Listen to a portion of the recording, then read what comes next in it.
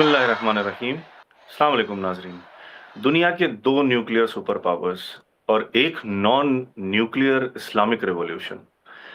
गज़ा से शुरू होने वाली आग तेहरान तक पहुंच गई है और इस दफ़ा ईरान ने लिख दिया है एक ऐसी तारीख जिसमें ना आयरन डोम बच सका, ना यूएस का प्रेशर बचा सका। आज का शो सिर्फ एक डिस्कशन नहीं है, ये है एक वॉर टेबल जहां हम समझेंगे कौन हारा, किसने जीता और आगे दुनिया को क्या देखना है। दोस्तों, ये सिर्फ ईरान की जीत नहीं है, ये रेजिस्टेंस की जीत है, ये विलायत की जीत है, ये वो हक परस्तों की जीत है। मैं हूं आपका होस्ट अली जाबाज, हदाना मीडिया से, और आज मेरे साथ हैं 3 जबरदस्त guest. Geopolitical expert and editor foreign affairs the red mic, mister Saurabh Kumar Shahi sir. आपका खैर मकदम करते हैं सर, वेलकम। Thank you. दूसरे हमारे गेस्ट हैं इस्लामी तहरीक के मुफक्किर आगा अख्तर अब्बास जॉन साहब, जो हमें लखनऊ से ज्वाइन कर रहे हैं, जिनकी एक तवील उम्र उनकी ईरान में गुजरी है, कुम के अंदर रिसर्च एंड डेवलपमेंट के सिलसिले से। तीसरे हमारे गेस्ट हैं विलायत के मुफस्सिर आगा मोहम्मद फैयाज बाकर साहब, जो कि इमाम जुमा हैं अंधेरी बॉम्बे के, और इनकी भी एक मुद्दत गुजरी है ईरान कुम के अंदर इसी थियोलॉजी की रिसर्च एंड डेवलपमेंट में। तो चलिए शुरू करते हैं। From Gaza to Tehran, Iran versus US and Israel. मैं पहला सवाल करना चाहता हूं हमारे गेस्ट स्पीकर जनाब सौरभ कुमार शाही साहब से। सौरभ सर, आपसे मेरा सवाल यह है कि आज जो चूंकि वो सबसे गर्म मौजू है, वो है सीज फायर। आखिर ये सीज फायर क्यों किया ट्रंप ने? क्या वो चाहते हैं कि एक वॉर रुके, या एक पीस मेकर नोबेल प्राइज लेने के लिए किया है उन्होंने? ये सीज फायर करके नाम पर गैप लेकर इजराइल फिर से खुद को मजबूत करके फिर सीज फायर तोड़ेगा, या इसके पीछे और कोई राज है? हम जानना चाहते हैं आपसे। जिस समय शांति होती है, उसके जो कुछ नियम हैं, उसके जो कुछ लॉज हैं, जब उसको फॉलो नहीं करता तो फिर ऐसे एंटिटी से ये तवक्को तो नहीं रखी जा सकती कि वो वॉर के जो नियम है उसको फॉलो करेगा। क्योंकि देखें, वॉर के नियम को फॉलो करने में तो बहुत बड़े-बड़े बड़ी बातें करते हैं, जो लॉ की, जो ह्यूमन राइट्स की और इस तरह की बातें करते हैं, वो भी फेल हो जाते हैं। तो इज़राइल से तवक्को तो नहीं रखी जा सकती कि वो अपने, जिसको कहते हैं कि Israel will keep its sides of bargain, उसकी तवक्को उससे ना रखनी चाहिए, और ना रखी है ईरान। जो आपने पूछा कि क्या ये पॉज़ इसलिए तो नहीं है कि वो मजबूती से और उभर के आना चाह रहा है और फिर उसके बाद हमला करेगा। तो देखें, इसमें एक चीज़ है कि इस वॉर में उसकी जो कमियां हैं, उसको जो उजागर किया है ईरान ने, वो ऐसी कमियां हैं जो शॉर्ट टर्म में या मीडियम टर्म में आप उस कमियों को पूरा नहीं कर सकते। क्योंकि पहली बार इतने बड़े लेवल पे बैलिस्टिक मिसाइल्स और उसको काउंटर करने के लिए लगाई गई एयर डिफेंस या सरफेस टू एयर बैटरीज जो हैं, वो आपस में लड़ी हैं। इतने बड़े लेवल पे देखने को नहीं मिला है। अगर आप इसके स्केल को समझेंगे तो आपको अभी जो भारत पाकिस्तान वाला हुआ था, वो बच्चों का एक खेल, एक पटाखा सा आपको महसूस होगा उसके। तो ये बिल्कुल इस चीज से वाज़ेह हो गई कि existing surface to air capability से इजराइल अपने आप को महफूज नहीं कर सकता। और यहाँ पे ये बड़ा इंपॉर्टेंट है समझना कि ईरान ने इजराइल के एक्चुअली उन इलाकों पे हमला किया जो विद इन इजरायली सिस्टम भी, जो उनके सिस्टम के हिसाब से भी जो सबसे महफूज इलाका। यानी एक तो हो गया कि आपने पूरा महफूज है, एक है कि उसमें भी जो कोर एरिया है, जिसमें कि 3 layer of missile defence system लगी। हालांकि हमारे जो दर्शक हैं वो देख रहे हैं तो वो जानते हैं हर चीज को, लेकिन फिर भी मैं बस ये बता दूं कि एक ईरानी मिसाइल जब वो फ़र्ज़ करें कि तेहरान या कहीं आस-पास से वो अगर फ़ायर होती है, तो उसे पहले किन मरहलों से गुज़रना पड़ता है इज़राइल पहुँचने से पहले। और हुँ, उससे आपको अंदाज़ा हो जाएगा कि ये टेक्निकली ये कितना मुश्किल काम है जिसको अंजाम अभी पिछले 12 दिन में दिया गया है। तो पहले तो अमेरिका के जो सैटेलाइट्स हैं वो लाइव इमेजरी दे रहे होते हुँ, हैं। दूसरा एक चीज़ होती है जिसको हम लोग मिलिट्री की ज़बान में बोलते हैं सिगइंट मतलब सिग्नल इंटेलिजेंस। हुँ, तीसरा रडार की कवरेज होगी। यानी आप जितनी बार मिसाइल के लॉन्चर्स को निकालेंगे, सैटेलाइट देख रहा है, वो डेटा इज़रायली एयर फ़ोर्स को फ़ीड करता है कि तुम यहाँ पे मिसाइल मारो। अगर आप छुपा के ले जा रहे हैं, फ़र्ज़ करें कि आपने कैमोफ्लेज बना दिया, उसके ऊपर कुछ इस तरह हुँ, के मलबूस उसको बना हुँ, दिए जो ऐसा कि वो मिक्स हो जाए, तो हुँ, फिर आपको ऐसा लगेगा वो फिर सिग्नल इंटेलिजेंस होती है, यानी वो रडार का जो सिग्नेचर होता है, उससे उसको पता चलता है कि ये कहाँ है। तो यानी पहले तो वहाँ से आप बचिए, हुँ, तब वो मिसाइल आपके अपने एरिया से बाहर निकली। हुँ, बाहर निकलते ही जो गल्फ के ये जो सुन्नी रजवाड़े हैं, जो ममालिक हैं वहाँ के, उनके जो एडवांस रडार वार्निंग सिस्टम है, उस पे पहले वो पेंट होना शुरू होता है। पेंट होने का मतलब उस पे दिखना शुरू होता है। हुँ, उसमें यूएई का एटलीस्ट बहरैन और यूएई तो ऐसा है जो कि फिर वो लाइव वार्निंग देते हैं। सेकंड वार्निंग वहां से गई। उसके बाद अमेरिकन डिस्ट्रॉयर जो उस जगह पे हैं, यानी वो रेड सी में या फार्स की खाड़ी में जो अमेरिकन डिस्ट्रॉयर हैं, उसके सरफेस टू एयर मिसाइल्स उसको पहले रोकने की कोशिश करते हुँ, हैं। वहां से जब उस मरहले से क्रॉस हो जाता है तो फिर उर्दून कोशिश ये करता है कि उसके एयरफोर्स और सरफेस टू एयर मिसाइल्स उसको रोके।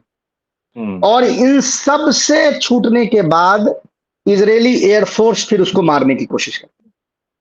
हुँ, वहां से बचने के बाद 3 layer of missile defence system है, जिसमें कि जिसको डेविड स्लिंग, एरो और इस तरह के तमाम उसके जो नाम हैं, जहां से इनको क्रॉस करके वो मिसाइल अपनी जगह पे जाके लगती है। अब हुँ, आप जब ये समझेंगे तो आपको अंदाजा होगा कि ये किस किस्म का टेक्निकल ये जिसको आप कह सकते हैं सलाहियत आपकी कितनी ज्यादा कितनी अच्छी होनी चाहिए, इतने बड़े इस जंजाल को क्रॉस करके फिर आप उसको स्ट्राइक करते हैं। हुँ, अगर आपने इतने मेरे ये एक्सप्लेन करने का मकसद ये था कि अगर आप इतने तामझाम के बाद इसको नहीं रोक पा रहे हैं, तो इसका मतलब है कि आप शॉर्ट और मीडियम टर्म में आपके पास इनको रोकने की कोई कैपेबिलिटी नहीं। ईरान और इजराइल के दरमियान जो ये सीज फायर है, उस सीज फायर का गारंटर जो है वो ईरान की कैपेबिलिटी है, इजराइल का वादा नहीं। ये इंपॉर्टेंट। ये वाक़ई हैरत-अंगेज़ बात है कि किस तरीके से ये टेक्नोलॉजीज़ डेवलप हुईं और वो डेवलप होने के बाद कामयाब भी हुईं। और शायद उसी का नतीजा हम देख रहे हैं कि ये जो एक जंग है जो 600 दिन से ज़्यादा हो चुकी है और वो नहीं थमी, तकरीबन 600 दिन, कमोबेश हो सकता है। और एक जंग है जो 12 दिन में ही रोक दी गई, रुकवा दी गई या रोक दी गई। ख़ैर थैंक यू सो मच। मैं अगले सवाल की तरफ अब बढ़ता हूँ और मैं चाहता हूँ हमारे अगले पैनलिस्ट आगा अख्तर अब्बास जॉन साहब से गुज़ारिश करता हूँ कि वो इस सवाल का जवाब दें ताकि हम सबकी रहनुमाई हो। आपसे सवाल ये है कि ऐसे सोशल मीडिया पर फैलाया जा रहा है, जब से ये सुबह से सीज़ फायर हुआ है, कि ईरान अपनी लड़ाई लड़ रहा है, ना कि गज़ा की और उसे छोड़ दिया है, गज़ा को यानी तन्हा छोड़ दिया है। क्या ऐसा मुमकिन है? जी, जी, बिस्मिल्लाहिर्रहमानिर्रहीम। जी हाँ, इस तरह के मैंने भी देखा कुछ सोशल मीडिया पर, लेकिन मेरे ख़्याल से इस तरह की बातें वो लोग कर रहे हैं कि जो या तो ईरान की और इनक़लाब की तारीख़ को नहीं जानते। उन्होंने सिर्फ़ ये 12 दिन जंग के देखे हैं, शायद अभी 20 महीने की जो जंग चल रही वो भी शायद नहीं देखा हुआ है सही तरीके से, और उसमें संजीदा नहीं थे। एक वजह ये हो सकती है, और दूसरी वजह ये हो सकती है कि अभी ईरान की जो ये बर्तरी है, जिसको हत्ता गोदी मीडिया, बल्कि एक नया हम नाम दिए हैं कुछ महीने पहले, दहशतगर्द मीडिया जो हमारा है, वो भी अब आके खुल के कह रहा है कि सिर्फ ईरान नहीं बल्कि खामनाई की फत, इस तरह के जुमले जो है वो कह रहा है। तो उसकी वजह से ज़ाहिर है कि जब आयतुल्लाह ख़ामेनी का ज़िक्र होगा, रहबर इनकलाब का ज़िक्र होगा, ईरान का ज़िक्र होगा, तो कहीं न कहीं शियत का भी ज़िक्र होगा।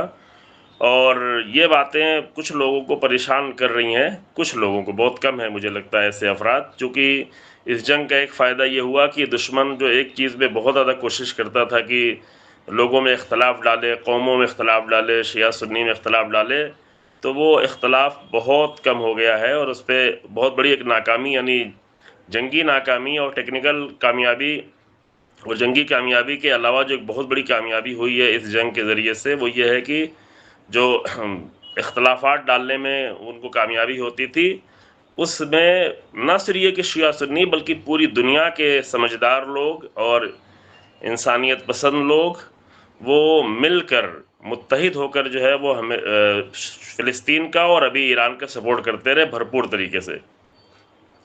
तो इसके नतीजे में ज़ाहिर है जब ईरान की आयतुल्लाह ख़ामेनी हफ़ज़हुल्लाह की बात आती है तो साथ में शियत की बात आती है, तो वहाँ पे कुछ थोड़ा-सा परेशानियाँ होती हैं, उन परेशानियों को दूर करने के लिए इस तरह की बातें करते हैं। मैं इस सवाल के जवाब में सिर्फ़ एक जुमला पहले ये कहना चाहता हूँ, फिर ज़रा-सी वज़ाहत करता हूँ, और वो ये कि ये बात तो खुद गज़ा और फ़लस्तीन के लोगों से पूछे तो वो सबसे अच्छा जवाब देंगे कि ईरान जो है अपनी जंग लड़ रहा है या फ़िलिस्तीन की जंग लड़ रहा है या गज़ा की जंग लड़ रहा है। ये जितनी तकलीफ़ें उठाई हैं, अभी तकरीबन 950 लोग जो मारे गए हैं, वो ईरान की अपनी कौन-सी जंग थी? इज़राइल से ईरान की अपनी कौन-सी जंग? कौन-सा बॉर्डर मिल रहा है? कौन से इंसान के ईरान के फ़ायदे ख़तरे में हैं?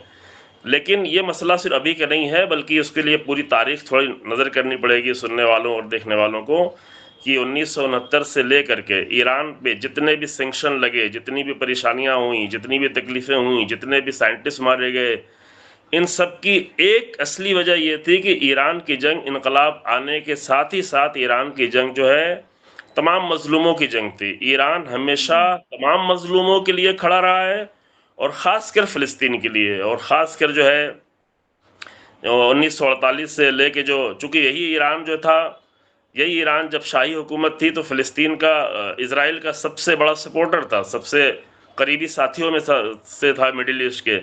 लेकिन इनकलाब इस्लामी के बाद इमाम ख़ुमैनी रहमतुल्लाह अलैह ने, अभी लोगों को थोड़ा नामों में परेशानी होती है, ख़ुमैनी और ख़ामेनी को फ़र्क नहीं समझ पाते हैं, वो समझते हैं शायद ख़ानदान की बात है, जो कि प्रोनाउंसिएशन एक जैसा हो रहा है। तो इमाम ख़ुमैनी रहमतुल्लाह अलैह का एक बड़ा मिशन ये था कि वो जो है फ़िलिस्तीन के लिए उन्होंने आवाज़ बुलंद की, जो दायमी आवाज़ है। और अभी हमारे शाही सर जो बयान कर रहे थे ईरान की टेक्निकल जो क़ुव्वत है और मिज़ाइल की ताकत है, तो शायद लोगों को नहीं मालूम है, अभी वक़्त भी नहीं बहुत तफ़सील से बयान करने का, कि तेहरानी मुक़द्दम ने, ईरान में तो मामूली से रॉकेट भी नहीं थे, लेकिन इनक़लाब के बाद तेहरानी मुक़द्दम ने जब ईरान की मिज़ाइल को डेवलप करना शुरू किया, सीरिया गए, लीबिया गए, और जो है ये चंद मिज़ाइलें मिलीं, और उन चंद लीबिया से चंद मिज़ाइलें मिली, और चंद मिज़ाइलों को एक मिज़ाइल खोल के देखने की उन्होंने परमिशन मांगी। लेकिन वो जो इतना टेक्निकल तौर पर मिज़ाइल की क़ुव्वत को बढ़ा रहे थे, चूँकि ज़ाहिर है कि इज़राइल से ईरान का बॉर्डर बहुत दूर है, तो सिर्फ एक ही जंग लड़ी जा सकती है और वो है मिज़ाइल की जंग। तो उन्होंने इतनी क़ुव्वत के साथ मिज़ाइल की टेक्नोलॉजी को आगे बढ़ाया कि अभी आज के दिन, आज इस जंग के बाद पूरी दुनिया ने ईरान की मिज़ाइल की ताकत को मान लिया, और उन्होंने ये वसीयत की थी कि मेरी कब्र पे लिख दिया जाए, मेरी कब्र पे ये लिख दिया जाए कि ये उस इंसान की कब्र है कि जो चाहता था कि इज़राइल नाबूद हो जाए। तो सिर्फ मिज़ाइल की ताकत को ईरान ने इतना बढ़ाया, किसके लिए बढ़ाया? इराक़ के लिए तो नहीं बढ़ाया, इराक़ तो दोस्त हो गया है। अरब मुल्कों से, अरब लोग ज़रूर ईरान को अपना दुश्मन समझते हैं, लेकिन ईरान ने कभी भी किसी अपने पड़ोसी या अरब मुल्क को, चाहे वो जैसा भी जुल्म सितम कर रहे हों, लेकिन कभी उनको अपना दुश्मन नहीं समझा। बल्कि अमेरिका वगैरह हमेशा चाहते रहे, इज़राइल चाहते रहे इनकी आपस में लड़ाई हो जाए, असलहे देते रहे यूएई को, सऊदी अरब को बड़े से बड़े ज़्यादा असलहे, और तरह-तरह से कोशिश करते रहे। लेकिन ईरान ने अपनी हिकमत अमली के ज़रिए से और रहबर इनकलाब ने ये जंग नहीं होने दी, कभी आपसी जंग नहीं होने दी। तो ये मिज़ाइल की ताकत तो पड़ोसियों के लिए नहीं बनाई थी, मिज़ाइल की सारी ताकत ईरान ने जो बनाई हुई है वो इज़राइल के लिए बनाई थी। तो ईरान की सारी जंग जो है वो इज़राइल से अगर जंग है तो ज़ाहिर है वो अपनी जंग है ही नहीं, वो जंग जो है मज़लूमों की जंग है, वो जंग मुस्तज़फ़ीन की जंग है। रोज़े क़ुद्स के बारे में मेरे ख़्याल सबको मालूम होगा, अभी तो बहुत सारे लोग शरीक भी नहीं होते हैं, बहुत सारे लोग शायद जानते भी नहीं हैं, लेकिन इमाम खुमैनी रहमतुल्लाह अलैह ने जब से रोज़े कुद्स का ऐलान किया था, तो जो वो ग्रेटर इज़राइल का ख्वाब देख रहे थे, रोज़े कुद्स के ऐलान के बाद से वो ख्वाब हल्का पड़ता चला गया। वो दीवारें बनाते चले गए, सरहदें बनाते चले गए, सरहदों में सिमट के रह गए। मैं बहुत सारी बात सरहदों को मैं खुद देख के आया हूँ, इज़राइल की सरहदों को, कि जो नील से फुरात तक अपना कहते थे, वो अपनी ज़मीन के लिए इतनी गहरी और इतनी ऊंचाई पर जो है वो आरसीसी की दीवारें, मोटी दीवारें बनाते हैं कि अपने आप को किसी तरह महफूज रख सके। लेकिन जाहिर है कि वो उनको महफूज नहीं रख पाएगी, क्योंकि उनकी बुनियाद जुल्म के ऊपर है। उनको फ़लस्तीन के लोगों ने पनाह दी थी, लेकिन उन्होंने फ़लस्तीन के 60,000 से ज़्यादा लोगों को बाहर निकाला, और जो लोग वहाँ पे मौजूद हैं उन पे मुसलसल जुल्म कर रहे हैं। और ईरान की जंग, ये मैं अपनी बात को अभी तमाम करता हूँ, चूँकि हम इस्तिफ़ादा करेंगे अपने दीगर साथियों से, वो ये कि ये बहुत जल्दी और वाज़ेह हो जाएगा कि ईरान किस तरीके से फ़लस्तीन के लिए निजात का सबब बनेगा और जो है इज़राइल की नाबूदी का सबब बनेगा इंशाअल्लाह। बहुत बहुत शुक्रिया। ये बहुत बहुत अहम पॉइंट नुकात थे जो इस बात को वाजे करते चले गए कि ये जो जंग है वो किसकी जंग है और किस तरह से लड़ी जा रही है। मेरे ख्याल से तमाम चीज़ें वाज़ेह हो गई इसमें। मैं अब अगले अपने पैनलिस्ट जनाब फैयाज साहब की तरफ मैं मुखातिब होता हूँ और उनसे एक सवाल करता हूँ, जो सवाल विलायत फ़क़ीह के निज़ाम से जुड़ा हुआ है। जो ये निज़ाम ईरान में चल रहा है, इस निज़ाम को पलटने की बात की जा रही है, जिसके लिए अमेरिका और इज़राइल ने पहले दिन से हुंकार भरी कि हम वहाँ जो रिजीम चेंज का नाम देते हैं, ये जो रिजीम चेंज है उस जगह पे शाह रज़ा पहलवी जो ईरान छोड़कर 1979 में भाग गया था, उसका बेटा है जो अमेरिका में पनाह लिए हुए है, उसे काफ़ी सालों से उसको पाला-पोसा जा रहा है और उसको वापस हुकूमत में लाने की पूरी कोशिश की जा रही है कि वहाँ तख्ता पलट हो जाए। क्या ये मुमकिन है? आपको लगता है कि वो निज़ाम जो ईरान में 43 साल से पनप रहा है, वो इतना कमज़ोर है अभी भी कि क्या उसे पलटा जा सकता है? देखें, ये जिस निज़ाम की आप बात कर रहे हैं, इसको पहले इस रुख से देखें कि जो हालात हैं, तजुर्बा है। जब से ईरान का इनकलाब कामयाब हुआ है, तब से अमेरिका की पहली नहीं, कई कोशिशें हो चुकी हैं कि जिसमें पूरी प्लानिंग ये थी कि मसलन एक रात में और थोड़ी-सी कोशिश में वो ईरान की हुकूमत को बदल देगा और रज़ा शाह पहलवी की या उसके लड़के की हुकूमत आ जाएगी। इसमें एक बहुत मशहूर वाक़या है, सहराए तबस का वाक़या, जिसको वाक़े शिन कहते हैं। जो लोग देख रहे हैं, अगर वो नहीं जानते हैं तो हतमन जब पढ़ें, ठीक है, मुझको बयान करें।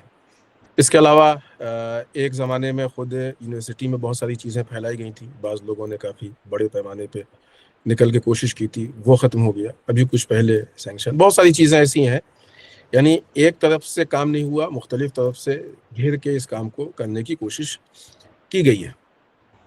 लेकिन ज़ाहिर-सी बात है कि जब उस वक्त नहीं कामयाब हुए थे, तो अब तो बदरजे औला नहीं कामयाब होंगे ना, क्योंकि दिन ब दिन वो उनका सिस्टम मजबूत होता जा रहा है और बढ़ता जा रहा है। दूसरे एंगल से अगर आप देखिए, तो आज जो वहाँ की पब्लिक के इंटरव्यू आ रहे हैं, जो बहुत सामने की चीज़ है, जिसमें हमको किसी दलील की ज़रूरत नहीं है, किसी सबूत की ज़रूरत नहीं है। पब्लिक, हत्ता वो लोग की मसलन, वो अभी तो कुछ दिन पहले इन्होंने हिजाब को लेके बहुत बड़ा बवाल करने की कोशिश की थी, जो कि काफ़ी हद तक नाकाम रहा है।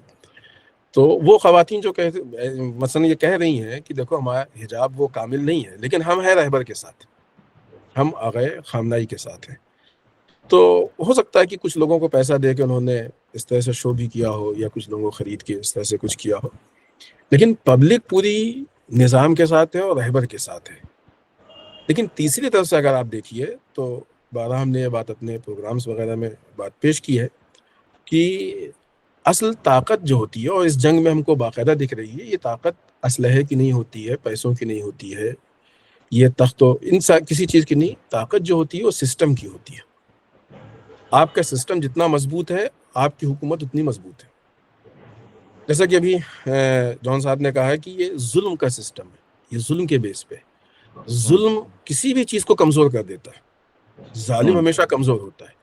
इनका पूरा सिस्टम जुल्म का सिस्टम है। विलायत फ़क़ीह का सिस्टम अदल का सिस्टम है।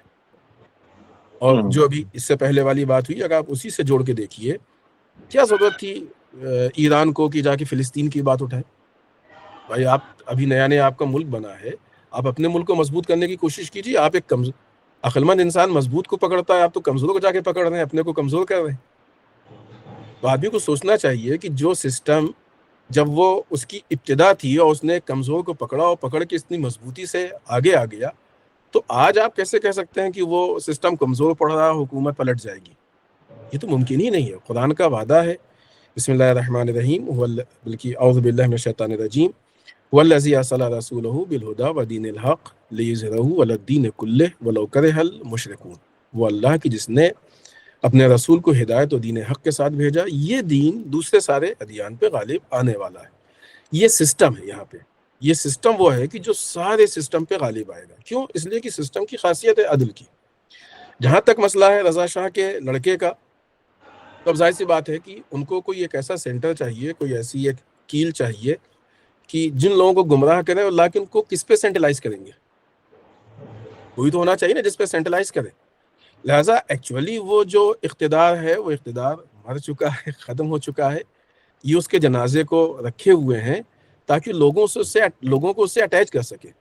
इसके अलावा उसकी कोई हैसियत नहीं है और ना ही उसका कोई काम है। इसीलिए पाल रहे हैं और इसीलिए कोशिश कर रहे हैं, वरना यकीनन इनको भी मालूम है कि ऐसा होने वाला नहीं है। और ईरान की पब्लिक तो जो भी इंटरव्यू दिख रहे हैं वो सब देख रहे हैं, ज़रा भी इस तरफ नहीं। मेरे ख्याल से इतनी बात काफ़ी है शायद इसके लिए। खूब वाज़ेह किया आपने इस मौज़ू को, और हतमन ऐसा ही महसूस हुआ जब हमने देखा कि पीछे जब ईरान में प्रोटेस्ट हुए फ्राइडे को, जो लास्ट फ्राइडे की प्रेयर हुई, तो किस तरह से ऐसे लोग भी शामिल हुए। जैसे आज ही मैं सौरभ सर को सुन रहा था द रेड माइक पे, जब उन्होंने बताया कि ऐसे लोग भी उस प्रोटेस्ट में शामिल हुए जिन्होंने 32 साल से भी नमाज नहीं पढ़ी थी, जो जानते भी शायद ना हो कि नमाज का तरीका क्या है, पर उन्होंने कहा कि मैं आया हूँ सॉलिडारिटी के लिए, मैं आया हूँ अपने वतन के साथ खड़े होने के लिए। तो इससे ये पता चलता है कि ईरान की जो बुनियादें हैं इनकलाब इस्लामी की, यानी जो मौजू आपसे डिस्कस किया विलायत फ़क़ीह का जो निज़ाम है, वो बहुत गहरी जड़ों तक पहुंच चुका है ईरान में, जिसको पलटना बहुत मुश्किल है। बिल्कुल। बहुत शुक्रिया आगा। मैं वापस आपके पास आऊँगा। अब मैं चाहता हूँ कि हमारे सौरभ सर से मैं एक अगला सवाल करना चाहता हूँ, जो कि बहुत अहम सवाल है। वो सवाल ये है सौरभ सर कि नेतन्याहू की इस तरह ज़िल्लत के साथ शिकस्त के बाद भी क्या उसका वर्चस्व कायम रहेगा, जो हमने देखा 40 साल से जो वर्चस्व अपना बना के रखा इज़राइल ने, और तकरीबन 20 साल 25 साल से हुकूमत है नेतन्याहू की, और किस तरह से आस पड़ोस के लोग डरते हैं हमसे, आपसे छुपा नहीं है, दुनिया से छुपा नहीं है।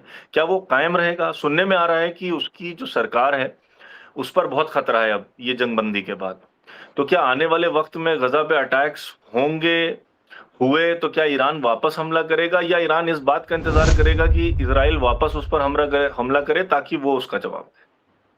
जी, मैं आपने जो इससे पहले सवाल पूछा था जॉन साहब से, मैं उस पे 1-2 बातें मैं ऐड करना चाहता हूँ कि 20 साल मुझे हो गए ये कवर करते हुए मिडिल ईस्ट, और पता नहीं कितनी दफ़े मैं फ़िलिस्तीन गया हूँ और ईरान तो अनकाउंटेबल टाइम।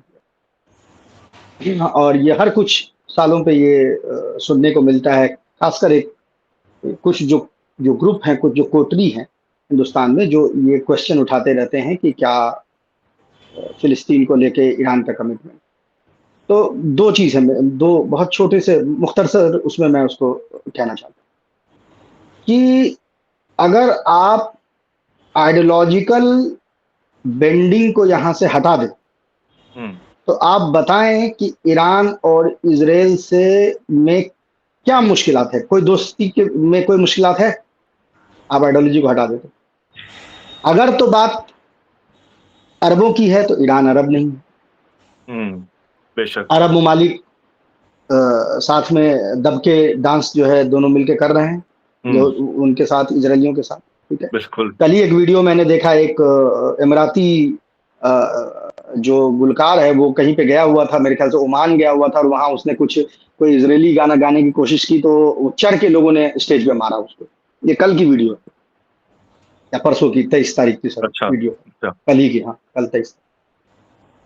अच्छा, अगर आप ये कहते हैं कि ये इस्लाम का मामला है, तो फिर दुनिया के ये अल्बानिया और ये कोसोवो ये इतने बड़े दोस्त क्यों हैं? सबसे बड़ा दोस्त मतलब इन सब देशों से बहुत ज्यादा सऊदी और इन सब से बहुत ज्यादा बड़ा दोस्त जो इजराइल का है वो अल्बानिया और कोसोवो, ठीक है। तो अगर जो बात कहते हैं कि अगर इस्लामिक इशू होता तो फिर ये क्यों? अगर बात शियत की है तो भाई अजरबैजान के साथ गलबहियां क्यों पड़ी हुई है? वो तो मेजोरिटी शिया कंट्री। ये सिर्फ और सिर्फ आइडियोलॉजी की चीज, और यही ये बताता है कि आप आइडियोलॉजी को निकाल दें तो कोई मुश्किल ही नहीं है। क्या मुश्किल है? क्या जमीन का झगड़ा है ईरान के साथ? किस चीज का झगड़ा? किसी चीज का झगड़ा नहीं है। और रही बात कुद्स की, तो कुद्स क्या सिर्फ ईरान का है? सिर्फ शिया के लिए वो इम्पोर्टेंट जगह है कि सारे मुसलमानों के लिए वो इम्पोर्टेंट है? बहुत। और बात सिर्फ क्या कुद्स की है? बात क्या बेथलेहम की नहीं है? बात क्या यरूशलेम की नहीं है जहां जीसस क्राइस्ट पैदा हुए, या जहां उनका जो है हुजरा है, जहां उनके नाम के का चर्च है? तो ये सिर्फ और सिर्फ आइडियोलॉजिकल है। मैं शुरू में बहुत एक्सप्लेन करने की कोशिश करता था इनिशियल ईयर में, जो अच्छा जवानी में क्या होता है कि आपके पास एनर्जी भी बहुत होती है एक्सप्लेन करने की। बाद में आपको लगता है कि देखिए जो आंख बंद किए हुए है उसको आप खोलवा सकते हैं, जो आंख बंद किए हुए है और सोच रहा है कि मैं खोलूं ना, तो उसको फिर आप कैसे खुलवा सकते हैं? फिर तो आप नहीं खोल सकते। तो मैंने फिर ये बहस जो मैंने बंद कर दी, ये तो बस एक चूंकि प्रोग्राम थी तो मैंने एक बात यहाँ पे रख दी। वरना तो ऐसे लोग हैं जिसने ये कहा था कि जिस दिन ईरान इजराइल पे एक बम मार देगा तुम मेरी कब्र पे आके इस्तिंजा कर जाना। अब तो वीजा नहीं मिल रहा है, वरना जाके इस्तिंजा कर आते। आजकल वीजा नहीं लग रहा है पाकिस्तान का, तो खैर वो अपनी जगह है ना। बयान है, ये तो लिखा हुआ है, सबके पास ऑन रिकॉर्ड है किसने कहा था कि हमारी कब्र पे आके इस्तिंजा कर जाना अगर जिस दिन ईरान के से पहला बॉम्ब जो है वो गिरेगा। चलें उस बात को हटाएं। जो आप बात कह रहे थे नेतन्याहू की, देखिए नेतन्याहू, मैं बार बार एक चीज कहता हूं और लोग इस पर नाराज हो जाते हैं। मेरे कई सारे लिबरल दर्शक जो हैं वो इस बात से मेरे से नाराज हो जाते हैं। लेकिन मसला क्या है ना कि जर्नलिज्म में मैं किसी से दोस्ती करने नहीं आया। मेरे दोस्त बहुत अच्छे अच्छे हैं स्कूल के टाइम के और मेरे बहुत अजीज हैं, उनसे उठना बैठना हो जाता है। तो जर्नलिज्म में दोस्ती करने नहीं आया, जर्नलिज्म में सच बोलने के लिए आया। जो बात है वो है। तो बात यह है कि नेतन्याहू बीमारी नहीं, नेतन्याहू सिम्टम है। बीमारी वो मेजोरिटेरियन कम्युनिटी है जो इजराइल के अंदर में रहती है, ठीक है। और यहाँ पे कोई बात चबाने की जरूरत नहीं है, ये मैं डेटा के साथ आपको बता रहा हूं और बहुत जिम्मेदारी के साथ बता रहा हूं। स्वीपिंग स्टेटमेंट मैं नहीं दे रहा। आंख में आपके फोड़ा हो गया तो फोड़ा थोड़ी ना बीमारी है, अंदर कुछ हो रहा है आपके तो फोड़ा हुआ है। नेतन्याहू वो फोड़ा है, ठीक है ना, बीमारी अंदर है। अभी 7 दिन पहले एक बहुत बड़े सैंपल साइज से एक सर्वे जो है वो इजराइल के अंदर कराया गया, जिसमें उनके तमाम लोगों से पूछा गया कि आप फिलिस्तीनियों के बारे में आपकी क्या राय है और आप क्या समझते हैं कि इनका एथनिक क्लिंजिंग कर दिया जाए। यहूदियों में अच्छा एक बहुत इंपॉर्टेंट चीज मैं दर्शकों को याद दिलाना चाहता हूं। देखें वेस्टर्न मीडिया ना बहुत एक अंग्रेजी में हम एक चीज होती है जिसको बोलते हैं स्लाइट ऑफ हैंड, मतलब हल्का सा हाथ मोड़ के वो एक बदमाशी करते हैं जिसका समझ में नहीं आता। कई बार वो एक सर्वे इजराइल का जब देंगे तो बोलेंगे देखिए 27% आदमी या 30% या 40% आदमी जो है वो नेतन्याहू के अगेंस्ट में है। ये बताना भूल जाते हैं कि 20% तो उसमें अरब है। इजराइल के जो 1967 के लाइन के अंदर की जो पॉपुलेशन है उसकी 20% से ज्यादा इनफैक्ट पॉपुलेशन, क्योंकि जानबूझ के ये लोग वो नहीं करता, सेंसस नहीं कराते कि पता चल जाएगा कि उनकी तादाद बढ़ रही है। करीब 21-22% तो अरब है, तो उसको तो माइनस ही कर दो ना भाई, उसको क्यों आप ऐड कर रहे हैं उस नंबर में। तो अभी जो जिस सर्वे का मैं जिक्र कर रहा हूं, इस सर्वे ने अलग अलग लोगों से पूछा। इजरायली अरब से पूछा। इजरायली अरब से मुराद ये हुआ कि 1967 के लाइन के अंदर के जो, और 1948 लाइन और 1967 के लाइन के दरमियान के जो अरब, उसकी बात कर रहा हूं। जो यहूदी पब्लिक है उससे पूछा गया, जो लेफ्टिस्ट है उससे पूछा गया, जो राइटिस्ट है उससे पूछा गया, जो सेंट्रिस्ट है सेकुलर जूज है उससे पूछा गया, जो रिलीजियस माइंडेड जू है उनसे पूछा गया। और उनसे 2 सवाल पूछे गए एथनिक क्लिंजिंग के मामले में और ईरान पे हमले के बारे में। और अरबों की पॉपुलेशन को छोड़ दें तो इसमें से कोई सेगमेंट ऐसा नहीं था जिसमें कि 65% से ज्यादा, और कुछ केसेस में जैसे जनरल पब्लिक में 80% से ऊपर, वो लेफ्टिस्ट में चलो थोड़ा कम है लेकिन लेफ्टिस्ट इजरायली जिसको दुनिया ये कहती है, उसमें भी 65% से ज्यादा लोगों ने एथनिक क्लेंजिंग को सपोर्ट किया और इसराइल पे ईरान पे हमले को सपोर्ट किया। तो दिक्कत मसला क्या है कि ये एक्चुअली एक वेस्टर्न मीडिया का टॉकिंग पॉइंट है, जिसको ना चाहते हुए भी बाकी दुनिया की मीडिया भी उठाती है कि Netanyahu is a problem. No, Netanyahu is not the problem, Netanyahu is a symptom. बुखार आपको होता है तो सिर्फ थोड़ी ना सूमो खा के ठीक करते हैं, बीमारी का भी इलाज करेंगे ना। पैरासिटामोल के साथ में आप खाएंगे ना, वो कुछ और भी चीज खाएंगे। जी करेक्ट। बीमारी का जड़ जो है वो ये जो वाइड स्प्रेड जिसको कहते हैं कि नस्ल कुशी की एक ख्वाहिश जो है वो जनता में पाई जाती है। नेतन्याहू उसके रिप्रेजेंटेशन। अभी क्या होगा अगर फर्ज करें अभी इलेक्शन हुआ और ये हार जाएं, अव्वल तो मुझे नहीं लगता कि हारेंगे, लेकिन खैर कुछ जो सर्वे है वो बता रही हैं कि जो 61 सीट से घट के ये कुछ 42-45 सीटों पे आ जाएंगे। अगर 42-45 पे आ गए तो हार जाएंगे। ये लोग कहने लगेंगे कि देखिए जनता जो है इतनी इनसे वो हो गई कि इन्होंने इनको हटा दिया जो इन्होंने जेनोसाइड किया। अरे नहीं, जनता ने किस बिना पे हटाया है ये इंपॉर्टेंट है पूछना। जनता उसको उस बिना पे हटाना चाह रही है कि करप्ट है साथ में, कि उसके एविडेंस है कि उसकी बीवी जो दुनिया भर में जाती है तो $10,000 का बैग खरीदती है, $50,000 के कपड़े खरीदती है, ये खुद $20,000 का सूट सिलवाता है। जनता इस बात से नाराज है। जनता इससे नाराज नहीं है नेतन्याहू से कि वो जेनोसाइड कर रहा है, उस बात का वो सपोर्ट कर रही है। ये नुक्ता बहुत जरूरी है समझना, क्योंकि ये वेस्ट का ये कहना है कि नहीं, Israel is inherently good, Netanyahu is bad. ये मैं इसलिए क्लियर करना चाहता हूं कि अगर हारते हैं तो क्यों हारेंगे उसके वजूहात अलग हैं। इस दोनों चीज को आपस में ना जोड़ा जाए। तो इलेक्शन क्या होगा मैं नहीं कह सकता, क्योंकि इस बिना पे इलेक्शन नहीं हो रहा, इलेक्शन किसी और चीज पे हो रहा। इसीलिए नेतन्याहू इलेक्शन नहीं लड़ना चाह रहे हैं, क्योंकि उसको पता है कि इस पे इलेक्शन नहीं हो रहा है। जेनोसाइड पे इलेक्शन होता तो उनको तो इतनी सीट आ जाती कि जैसे किसी को किसी न भूतो न भविष्यति उतनी सीट आई होती, लेकिन उस पे इलेक्शन नहीं हो रहा है, करप्शन पे हो रहा है, तो हो सकता है वो हार जाए। ये डिफरेंस करना यहाँ पे बहुत जरूरी है। ये बहुत अहम पॉइंट आपने हाईलाइट किया सौरभ सर, जो हम सबको जानना बहुत जरूरी है, क्योंकि वाकई जो मीडिया है वो तो हमें बहुत ज्यादा होगा तो वो एक पर्सनालिटी को टारगेट कर देगी और हम उसी से खुश हो जाएंगे कि यार ये तो हो गया भाई, जस्टिस हो गया। पर जस्टिस तब होगा जो वो 65% जो वोट्स हैं नरसंहार के लिए, जेनोसाइड के लिए, वो 65% वोट जब बदलेंगे।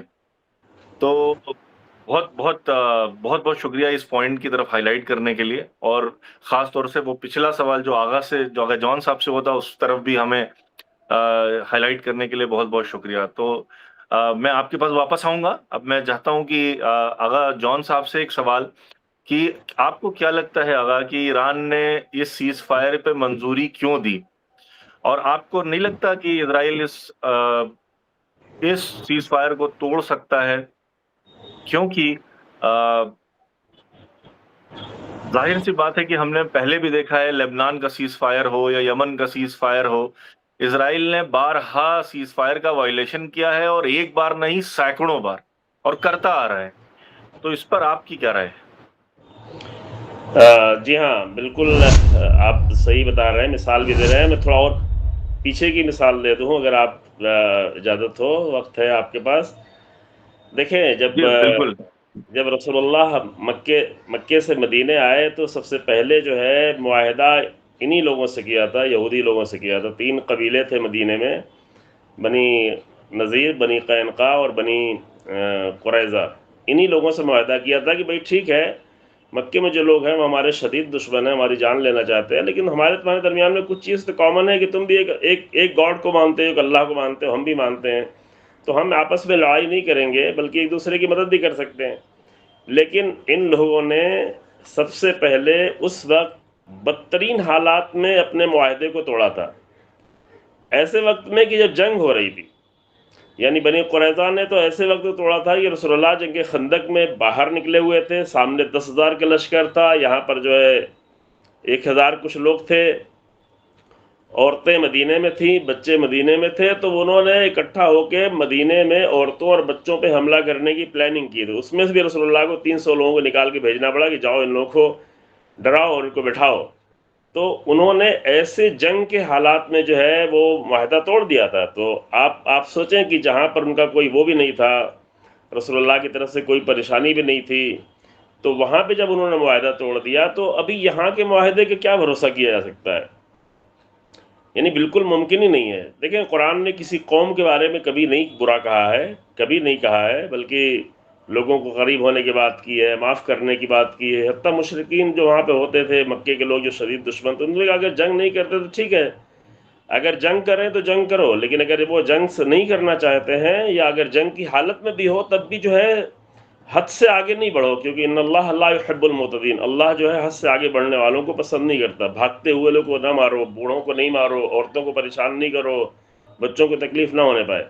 लेकिन वो कुरान जो किसी भी कौम की मजम्मत नहीं करता है खासकर, लेकिन इस कुरान ने इस कौम की बार बार मजम्मत की है। यानी एक बार नहीं, बार बार मजम्मत की, अम्बिया के जिक्र किया, अम्बिया के साथ उनकी मजम्मत की, ये तुम अम्बिया को क्यों कत्ल करते रहे, बार कितने सारे अम्बिया को कत्ल करते थे। हज़रत ईसा को कत्ल किया अपने एतबार से इन्होंने, हज़रत यहया को कत्ल किया, उसके पहले दीगर अम्बिया को कत्ल किया। बल्कि ये तो हम कहें कि ये उस नस्ल के लोग हैं कि जिन्होंने पूरी प्लानिंग करके अपने भाई को कत्ल करना चाहा। हज़रत यूसुफ को आकर कत्ल करना चाहो तो एक भाई ने कहा कि अच्छा चलो इस तरह ना कत्ल करो, डायरेक्ट कुएं में डाल दो तो ऐसे ही मर जाएगा। तो भाई वो नस्ल तो पूरी वही चल रही है ना। तो इन लोगों से बिल्कुल कोई भरोसा नहीं किया सकता। अभी के सीज़ फायर पे बिल्कुल हमें खुश नहीं होना चाहिए कि सीज़ फायर हो गया है, बल्कि हाँ ये अच्छी बात है कि मुमकिन है कि उनके दिल में अब इतना खौफ बैठ गया हो कि अब जुर्रत ना करें। जो पहले जो आके आसानी से मार देते थे, तरह तरह के मोसाद के लोग जो साइंटिस्ट को मार देते थे, दीगर लोगों को मार देते थे, इस हमले के नतीजे में और मिसाइल अटैक के नतीजे में उनके दिलों में इस कदर खौफ, या अभी जो सीज़ फायर हो रहा है, जो ट्रम्प या इजराइल सब खुद ही जो है अपनी तरफ से आवाज़ बुलंद कर रहे हैं, जंग रोकना चाह रहे हैं, लाजमी तौर पर वो अपनी तैयारी करेंगे, बाद में और आगे बढ़ के जो कोशिश करेंगे। तो ये बिल्कुल इस बात पे ज़रा भी हमें वो नहीं होना चाहिए कि इनके सीज़ फायर पे ज़रा भरोसा है। जैसे अभी बिल्कुल अभी ताज़ा आपने देखा कि उन्होंने गज़ा के साथ किया हुआ था मुआहदा और किस तरह तोड़ा, लुबनान के साथ किस तरह मुसलसल तोड़ते रहे। तो ये तो तारीख पूरी उनकी लिखी हुई है। लेकिन हाँ, हम ये कह सकते हैं कि ईरान के इस हमले के बाद अब उनके हौसले बहुत ज़्यादा पस्त हो गए हैं। तेल अवीव तो बहुत ही पुरानी जगह थी जिसके बारे में सोचा नहीं था, वहाँ पे गज़ा के मंजर नज़र आने लगे। वहाँ पे लोग फरार करने के लिए बड़ी तादाद में रजिस्ट्रेशन कराए हुए हैं, उनको भागने नहीं दिया जा रहा है, तो फिर भी भागना चाहते हैं। तरह तरह से वीडियोस भी आप लोगों ने देखी होगी। हाँ, इसकी बुनियाद पे, इस खौफ की बुनियाद पर कि कहीं फिर जो है वो खैबर शिकन मिसाइल ना आ जाए, कहीं फिर जो है फतह 1 और फतह 2 मिसाइल ना आ जाए, इस बुनियाद पे मुमकिन है वो इतनी जल्दी हिम्मत ना करे तोड़ने की। लेकिन उसके बावजूद भी बिल्कुल इस बात के बारे में मुतमईन नहीं हो जा सकता कि वो सीज़ फायर तोड़ेंगे, नहीं तोड़ेंगे। ठीक है, अपनी कोशिश वो बहुत करेंगे, लेकिन इंशाअल्लाह जो है अल्हम्दुलिल्लाह इस जंग के बाद बहुत ही ज़्यादा हौसले बुलंद हुए हैं। गज़ा वालों के हौसले बहुत बुलंद हुए हैं, लुबनान के हौसले भी बुलंद हुए हैं, ईरान ने इतना बड़ा रोल अदा किया है, यमन के हौसले बुलंद हुए हैं। तो इंशाअल्लाह ताला वो जो रहबर इनकलाब बहुत पहले कह चुके हैं कि ये जो है नाबूद हो जाएगा इजराइल, इमाम खुमैनी बहुत पहले कह चुके थे, और इमाम खुमैनी और रहबर से पहले रसूलुल्लाह कह चुके थे। रसूलुल्लाह की बहुत मशहूर हदीस है, शिया सुन्नी सब के मशहूर हदीस है कि हुकूमत कुफ्र के साथ बाकी रह सकती है लेकिन जुल्म के साथ बाकी नहीं रह सकती। ये बहुत ही अजीम जुमला है। इस बात को लोग नहीं समझते हैं कि हुकूमत जुल्म के साथ बाकी नहीं रह सकती। ये 75-76 साल जुल्म ये इसलिए इतने दिन तक चल पाया है क्योंकि बहुत ही ख़यानतें हुई हैं। अरब मुल्कों ने बहुत ख़यानतें की हैं, बाकी 56-57 मुल्कों ने बहुत सारी ख़यानतें की हैं, लेकिन फिर भी रसूलुल्लाह की ये बात हतमी तौर पर तय हो के रहेगी, इजराइल में भी और दुनिया के किसी और कोने में भी और अपने मुल्क में भी, कि जुल्म के साथ कोई भी हुकूमत बाकी नहीं रह सकती है और उसको नाबूद होना ही होना है। बिल्कुल, ये वाज़ेह हदीस है और ये हदीस हर एक मोमिन और हर एक इंसाफ पसंद के दिल में उतरी हुई है। तो बहुत शुक्रिया, ये बहुत बहुत इम्पोर्टेंट कुछ पॉइंट्स थे जिससे हमें ये पता चला कि भरोसा तो किसी चीज़ का नहीं है, पर हतमन अगर ये चीज़ यहाँ बयान की जा रही है इस प्लेटफॉर्म से, तो ज़ाहिर है कि वहाँ की हुकूमत, विलायत फ़कीह का सिस्टम, वो बेहतर अवेयर हैं इस चीज़ से, क्योंकि तारीख से उन्होंने डेफिनेटली इबरत ली हुई है। अब मैं अगले पैनलिस्ट जनाब फयाज साहब की तरफ आता हूँ और उनसे एक बहुत अहम सवाल पूछना चाहता हूँ।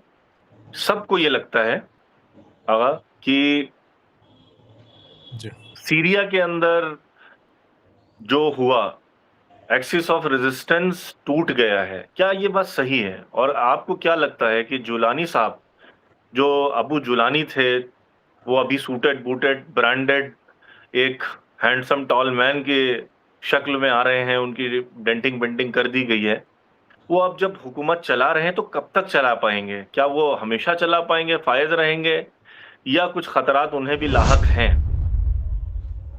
देखिए, जहाँ तक मुकावेमत की बात है, मुकावेमत सिर्फ सीरिया तो नहीं था ना, कि सीरिया अगर हाथ से बिलफर्ज चला गया तो मुकावेमत ख़त्म हो गई। मुकावेमत की तो पैदाइश भी सीरिया में नहीं हुई है। अगर आप मुकावेमत को देखें तो मुकावेमत का ताल्लुक जहाँ पे एक हिस्सा सीरिया में था, कि अगरचे सीरिया में बहुत सारी चीज़ें ऊंची नीची भी दिखाई दी हैं, इससे पहले के मामलात में बशर अल असद की हुकूमत काफ़ी ख़तरे में थी। हसन नसरुल्लाह ने चैलेंज किया था कि सीरिया के लोग तय करेंगे कि कौन हाकिम बनेगा, इसको बाहर के लोग नहीं तय कर सकते हैं, और बचाया था। वो सारी चीज़ें हमारे सामने। तो जो सीरिया इन सारे मराहिल से गुजरा है, उसको हम कैसे मान सकते हैं कि मुकावमत है और उसकी बुनियाद पे हमको मुकावमत की तरफ से मायूस होना चाहिए? मुकावमत में अगर ज़ाहिरी एतबार से आप देखेंगे तो सबसे मेन जो असल अंदर है वो तो हमास और फ़िलिस्तीन के वो लोग हैं कि जो अपना हक चाह रहे हैं। अगर आप बुनियादी एतबार से देखेंगे, जिन्होंने इस चीज़ को शुरू किया है, जहाँ से आगाज़ हुआ इस चीज़ का, तो जाहिर सी बात है कि लबनान, हिजबुल्लाह ने इसको शुरू किया, और दोनों ये वो लोग हैं कि जिनसे इज़राइल डरता है, और कई मरतबा जिसे कहा जाए कि हार भी चुका है, नाक भी रगड़ चुका है। सारी चीज़ें सामने आ चुकी हैं, अभी तक वो ख़त्म भी नहीं कर पाया। उसने जब जंग शुरू की थी तो ऐलान किया था कि हम हमास को ख़त्म कर देंगे, और आज इतनी लंबी जंग होने के बाद वो अपने इस वादे को, इस दावे को पूरा नहीं कर पाया है। तो मुकावमत में तो वो भी शामिल है। मुकावमत में तो वो बेचारा बहुत ही नादार सा गरीब सा मुल्क यमन, कि जिसको इतने सारे मुल्कों ने मिलके इतना बर्बाद करने की कोशिश की, आज वो इनके नाक में दम किए हुए है और बहुत कुछ कर रहा है ना। ज़ाहिरी एतबार से आप देखें तो मुकावमत तो बहुत सारे मुल्कों को मिल के एक चीज़ है, लेकिन दरवाक़े हकीकत में मुकावमत का ताल्लुक अब आज के ज़माने में कह सकते हैं किसी मज़हब से नहीं है, किसी फ़िरक़े से नहीं है, किसी मुल्क से नहीं है। मुकावमत हर तरह की हुदूद को, हदों को, हर तरह की बाउंड्रीज़ को क्रॉस कर चुका है। आज हर वो इंसान कि जो मज़लूम की हिमायत करना चाहता है, ज़ालिम के ख़िलाफ़ है, वो मुकावमत में शरीक है। आज यूरोप के ममालिक में पाबंदी से हर हफ्ते प्रोटेस्ट हो रहा है, और कई साल से, जब से ये हमास की जंग शुरू हुई है, उसके थोड़ा ही बाद से, क्योंकि उस वक्त तक तो बहुत कुछ था जो मीडिया ने छिपाया था और बहुत से लोगों को नहीं मालूम था। मीडिया की बहुत बड़ी खयानत तो अभी भी है, लेकिन इस जंग के बाद से जब लोगों के सामने आहिस्ता आहिस्ता आया तो लोगों के नज़रिए चेंज हो गए, और आप देखें हर हफ्ते पाबंदी से लोग आते हैं प्रोटेस्ट के लिए। आप जब जाकर नजदीक से देखिएगा तो वो लोग मुसलमान नहीं है, सब मुसलमान उसमें गिने चुने होते, अक्सरियत उसमें नॉन मुस्लिम होती है, कि जो उन मुल्कों में फिलिस्तीन के फ्लैग को लेके प्रोटेस्ट कर रहे होते हैं, और आज उनके हाथ में फिलिस्तीन के फ्लैग के साथ साथ ईरान का फ्लैग और अहमद की तस्वीर भी आ चुकी है जी। तो मुकावमत तो वहां तक पहुंची हुई है। लिहाजा मुकावमत को आप किसी हद में, एक सीरिया के बेस पे कैसे आप मुकावमत का फैसला कर सकते हैं कि मुकावमत खत्म हो चुकी है, और इसको वो मुकावमत में आज पूरी दुनिया को अपने अंदर समेट लिया, और ये पूरी दुनिया में अदलो जुल्म के बुनियाद पे तय होता है कि कौन मुकावमत में शामिल है, कौन नहीं है। यहाँ पे मुकावमत के इतने बड़े पैमाने पे सामने आने से और हकीकतों को खुलने से बहुत सारी इनकी पॉलिसी जो है वो धरी की धरी रह गई। मसलन इन लोगों ने ISIS को इस्लाम का चेहरा बनाने की कोशिश की थी। आज दुनिया के सामने मुकावमत, और ख़ुद अभी इस जंग के बाद जो ईरान ने जिस तरीके से बहुत ही मुनसिफाना, बहुत ही अदालत के साथ, बहुत ही नापतौल के कदम उठाया है कि ज़रा सा जुल्म भी ना हो और अपना दिफा भी हो, तो वो चेहरा चेंज हो गया। कितना उन्होंने इस पर पैसा खर्च किया था कि अलकायदा और ISIS इन सबको इस्लाम का चेहरा बनाए। तो आज दरवाक़े मुकावमत इस्लाम का चेहरा बन चुका है। इन्होंने दुश्मन ने मुकावमत को बदनाम करना चाहा था, लेकिन आज दुनिया मुकावमत को पहचान रही है, मुकावमत सामने आ गई है। लोगों ने, मसला सिर्फ इजराइल का नहीं है, हसन नसरुल्लाह की शहादत के बाद भी यह कहा गया कि मसलन मुकावमत खत्म हो गई, लेकिन मुकावमत सिस्टम का नाम है, ना फर्द का नाम है, ना मुल्क का नाम है। जब तक सिस्टम बाकी है, मुकावमत बाकी है। जहां दूसरा आपके सवाल का पहलू है ये जुलानी, देखें अब ये तो लोगों को समझ लेना चाहिए, और लोग क्यों उम्मीद रखे हैं ये हमें इस बात पे ताज्जुब है। जैसे ISIS के मौके पे हमने एक बात कही थी कि जिस वक्त ISIS को लॉन्च किया गया था, पूरी दुनिया ने वावैला मचाया था, ये बहुत बड़े आतंकवादी हैं और दुनिया को नुकसान पहुंचा रहे हैं, ये कर रहे हैं, वो कर रहे हैं। अमेरिका के जहन को स्टेटमेंट भी आया था कि 30 साल तक खत्म नहीं हो सकते, इस तरह की सब बातें थी। रहबर मौज़म की लीडरशिप और सिस्तानी का फतवा, हसन नसरुल्लाह के कमांड में ISIS तकरीबन 3 साल में ख़त्म हो गया। तो जो लोग वावैला कर रहे थे ISIS के लिए कि ख़तरनाक है, उनको चाहिए था ना कि रहबर मौज़म का शुक्रिया अदा करते, हसन नसरुल्लाह का शुक्रिया अदा करते, आयतुल्लाह सिस्तानी का शुक्रिया अदा करते कि हम लोग तो बहुत बड़ी मुसीबत में फंस गए थे, आपने बचाया। तो सब खामोश बैठे रहे। कितनी अजीब बात है ना। इसी तरीके से कल तक जो लोग अलकायदा से वावैला कर रहे थे और हंगामा मचा रहे थे, आज जुलानी को हुकूमत पे देख के और मसलन ट्रम्प के साथ देख के, इजराइल की हिमायत देख के चुप क्यों बैठे हैं वो लोग? आज उनको फैसला करने में क्यों मुश्किल हो रही है कि भाई इसका मतलब कि ये भी अलकायदा का हिस्सा है, बल्कि यही असल अलकायदा के और ISIS के माँ बाप हैं कि जिनकी औलाद है, अपने हिसाब से जब वो चाहते हैं कि उसको कुछ और पहना दिया, जब उन्होंने चाहा तो वो सब पहना दिया था अलकायदा का लिबास, और आज चाह तो सूट बूट में बकौल आपके पेंट ऑन करके थोड़ा ठोक बजा के ला के यहाँ पे खड़ा कर दिया कि अब साहब ये हुआ। तो ऐसा नहीं है कि मसलन जो है वो किसी को मालूम नहीं है और सबको मालूम है। और अब ये भी मालूम हो जाएगा जब इस को आप जोड़ेंगे इस लिंक को, तो ये भी समझ में आ जाता है कि फिर इसको लाया क्यों गया है। इसको लाया ही इसीलिए गया है क्योंकि इजराइल जब भी जंग लड़ता है, ये कभी इजराइल एक जंग नहीं लड़ता है जी। ये जो दिखने वाली जंग होती है तो असलहों की होती है, मिसाइल की होती है। इसके अलावा इजराइल जो है वो सॉफ्ट वॉर लड़ता है, मतलब जिसमें ओरिएंटलिज्म का काम होता है, जिसमें मीडिया का काम होता है, अफवाहों का काम होता है, बहुत सारी चीजें होती हैं सब मिलके। तो एक्चुअली इजराइल तो वो ताकत ही नहीं है जो पहचानवाई गई है। तो जहाँ पे ये बहुत सारे की जो जंगें हों, बहुत सारे मामलात हैं, उसी में एक ये भी मामला है कि जहाँ पे एक तरफ से इजराइल ये सारे इक़दाम कर रहा है, ये सारी चीज़ें, वहीं पे दूसरी तरफ से उसके सपोर्ट के लिए एक्सटर्नल तौर पे दूसरी जगहों से ये मसलन इस तरह की हुकूमतें चाहिए। और इसीलिए बड़ी कोशिश थी कि मसलन इराक में भी उनकी हुकूमत आ जाए, लेकिन अल्हम्दुलिल्लाह नहीं आई और आ भी नहीं सकती, इतनी आसानी से आ भी नहीं सकती है। जहाँ तक इस जुलानी की हुकूमत की बात है, काफ़ी पहले रहबर मौज़म ने और हमारे ख्याल से जो जुमे नस्र पढ़ाया है, जिस खुतबे को रहबर के पूरी दुनिया ने देखा, और मुझे लगता है शायद किसी भी लीडर की स्पीच को इतने बड़े पैमाने पे सुना गया जिस पैमाने पे रहबर मौज़म के उस जुमे को, शायद उसी में रहबर ने कहा है कि वहाँ के सीरिया के जवान सीरिया को आज़ाद कराएंगे। बेशक, क्योंकि जुलानी का वजूद बता रहा है कि सीरिया आज़ाद नहीं है, सीरिया इजराइल का गुलाम है, इजराइल के इशारे पे चल रहा है या इन लोगों का गुलाम है। लिहाजा सीरिया को आज़ाद कराने की ज़रूरत है और वहाँ के जवान कराएंगे। अगर आप एनालाइज कीजिए और रहबर की बातों को 10 साल 20 साल पहले को उठा के देखिए, तो रहबर वो आदमी नहीं कि जो जज्बात में आके किसी भी जुमले को यूं ही बस कह के चले। रहबर का एक एक जुमला बहुत नपातुला होता है, बहुत ही एनालाइज के नतीजे में होता है। तो रहबर ने यूं ही जज्बाती तौर पे नहीं कह दिया है, बहुत कुछ देखा है, बहुत सारी तहलीलें उनके साथ हैं। लिहाजा आज के ज़माने में दुश्मन भी इस चीज़ को जानता है कि ये जो कहते हैं वो बात गलत नहीं होती है। लिहाजा इंशाअल्लाह अनकरीब अगर ज़िंदगी रही, वरना जो लोग रहेंगे वो अपनी आँख से देखेंगे कि फ़िलिस्तीन तो खैर आज़ाद होगा ही होगा, बहुत जल्दी इंशाअल्लाह होगा, लेकिन सीरिया भी आज़ाद होगा इंशाअल्लाह। और ये हुकूमत बहुत रहने वाली नहीं है, क्योंकि ना ये हाकिम है ही नहीं, ये तो आतंकवादी है, और आतंकवाद कब तक जो हुकूमत कर सकता है। बिल्कुल।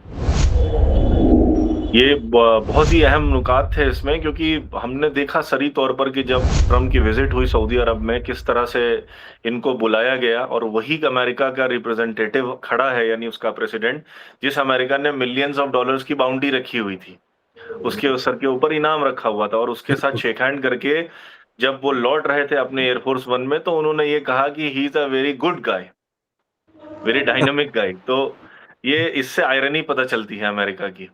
बिल्कुल। बहरहाल बहुत शुक्रिया। मैं जल्दी से सौरभ सर की तरफ आता हूँ और अपने अगले सवाल की तरफ बढ़ता हूँ। मैं टाइम काफी हो गया है आप सबका, पर ये हमारे लिए सादत की बात है कि आप सब हमारे साथ जुड़े हुए हैं, और इंशाल्लाह कि हम जल्दी ही इसको रैप अप करेंगे। सौरभ सर, हम ये सब, हमारे नाजरीन भी ये खसूसन जानना चाहते हैं कि ऐसी क्या वजह है कि नेतन्याहू यूएस पर प्रेशर बनाए रखता है, या आप कह लीजिए कि जैसे आपने कहा कि ये फर्द का मसला नहीं है, एक सिस्टम का मसला है, तो मैं यूं कहूं कि ये जो सह्यूनी हुकूमत है, जो इसराइल की हुकूमत है, ये यूएस पे प्रेशर कैसे बनाए रखती है, और फिर वो यूएस बाकी मिडिल ईस्ट पर कैसे प्रेशर बनाए रखता है। जैसे कि अभी हमने देखा कि ईरान ने जब कल अटैक किया है अल-उबैदा बेस पर, तो जैसे ही ईरान ने अटैक किया, जबकि वो सिर्फ अटैक बेस पर था और इन्फॉर्म भी किया कतर को, फिर भी एक साथ सारे लोगों ने मिलकर जो है आसपास के जितने भी उनके यार दोस्त हैं, सबने कंडेमिनेशन भेजा। पर जैसे ही रात में डोनाल्ड ट्रंप ने सीज फायर का ट्वीट किया, सबके सुर बदल गए और सब खामोश हो गए, और वही ट्रंप की जबान बोलने लगे। और ऐसा भी सुनने में आता है कि ये जो जितने भी अरब ममालिक हैं, इनको एक्चुअली गवर्न इजराइल करता है। आपका क्या नजरिया, आपकी क्या एनालिसिस है इस पे? देखिए, सीरिया पर मुझे एक चीज याद आई, पहले मैं वो बताना चाह रहा था कि बिल्कुल सर। इसमें कोई दो राय नहीं है कि वहां पे हुकूमत का गिर जाना एक बहुत बड़ा सेटबैक है। हम टैक्टिकल सेटबैक क्यों है, क्योंकि ये ना भूलें कि इसी सीरिया में हजारों मिसाइल्स ईरान के रखे हुए थे। ये लोगों को नहीं पता, लोगों को ये लगता है कि सिर्फ हिजबुल्लाह के मिसाइल्स थे सीरिया में। ईरान हम्म। के हजारों टैक्टिकल मिसाइल सीरिया में इस वॉर के दिन के लिए रखे हुए थे, जो आज अभी गुजरा है। ये तो अलग बात ओ। है कि वो सलाहियत थी कि उतनी दूर से, पर वो शॉर्ट रेंज मिसाइल्स वहां इसलिए रखी गई थी कि अगर ये नौबत किसी दिन आती, तो उन हम्म। मिसाइल से सोचिए, जो इतनी दूर से जो मिसाइल फेंकी जा रही है उसको नहीं रोक जी। पाते, तो ये 300 किलोमीटर 250 किलोमीटर से जब ये मिसाइलें गिरती इनके ऊपर में, तो क्या होता है। तो ये जो छुरा ओ। घोंपा गया है सीरिया के केस में, और हम्म। जिसमें कि आप नाम ले सकते हैं अपने एर्दोगान का और हम्म। कतर के, उसका वो उसको भुलाया नहीं जा सकता। इसकी अगर मुझे यानी हिस्टोरिकल पर्सपेक्टिव से मुझे इसका कोई एग्जांपल देना हो, तो ये वैसे ही है जैसे जंग उहद से पहले अब्दुल्ला इब्न उब्बी अपने 300 आदमी लेके निकल गए। हम्म। जहाँ पे जब सबसे ज़्यादा ज़रूरत थी, उस समय बिल्कुल जंग से जस्ट पहले, मिनट पहले वो अपने 300 लोगों को लेके निकल गया। तो जो काम अब्दुल्ला इब्न उब्बी ने जंग उहद में किया था, वो एर्दोगान ने सीरिया में किया है। इस चीज़ को कभी भूलना नहीं चाहिए। और उनके जो फैन बॉयज़ हैं, भारत में बहुत हैं, हम्म। वो बात को घुमा-फिरा के बोलने की कोशिश करेंगे, पर उनको ये समझ में आनी चाहिए कि इस ऐन मौके पे जब इज़राइल घिरा हुआ था, अब्दुल्ला इब्न उब्बी का काम जो है वो एर्दोगान ने किया था। जंग उहद में का वाकया जो है भूलना नहीं चाहिए। उसके पैरेलल्स जो है यहाँ पे साफ नज़र आते हैं। हम्म। जो आपने कहा, देखें, अमेरिका के साथ मसला ये है कि इलेक्शन जो है पैसे के बिना पे होता है। भारत में भी अब धीरे-धीरे वही हो गया है।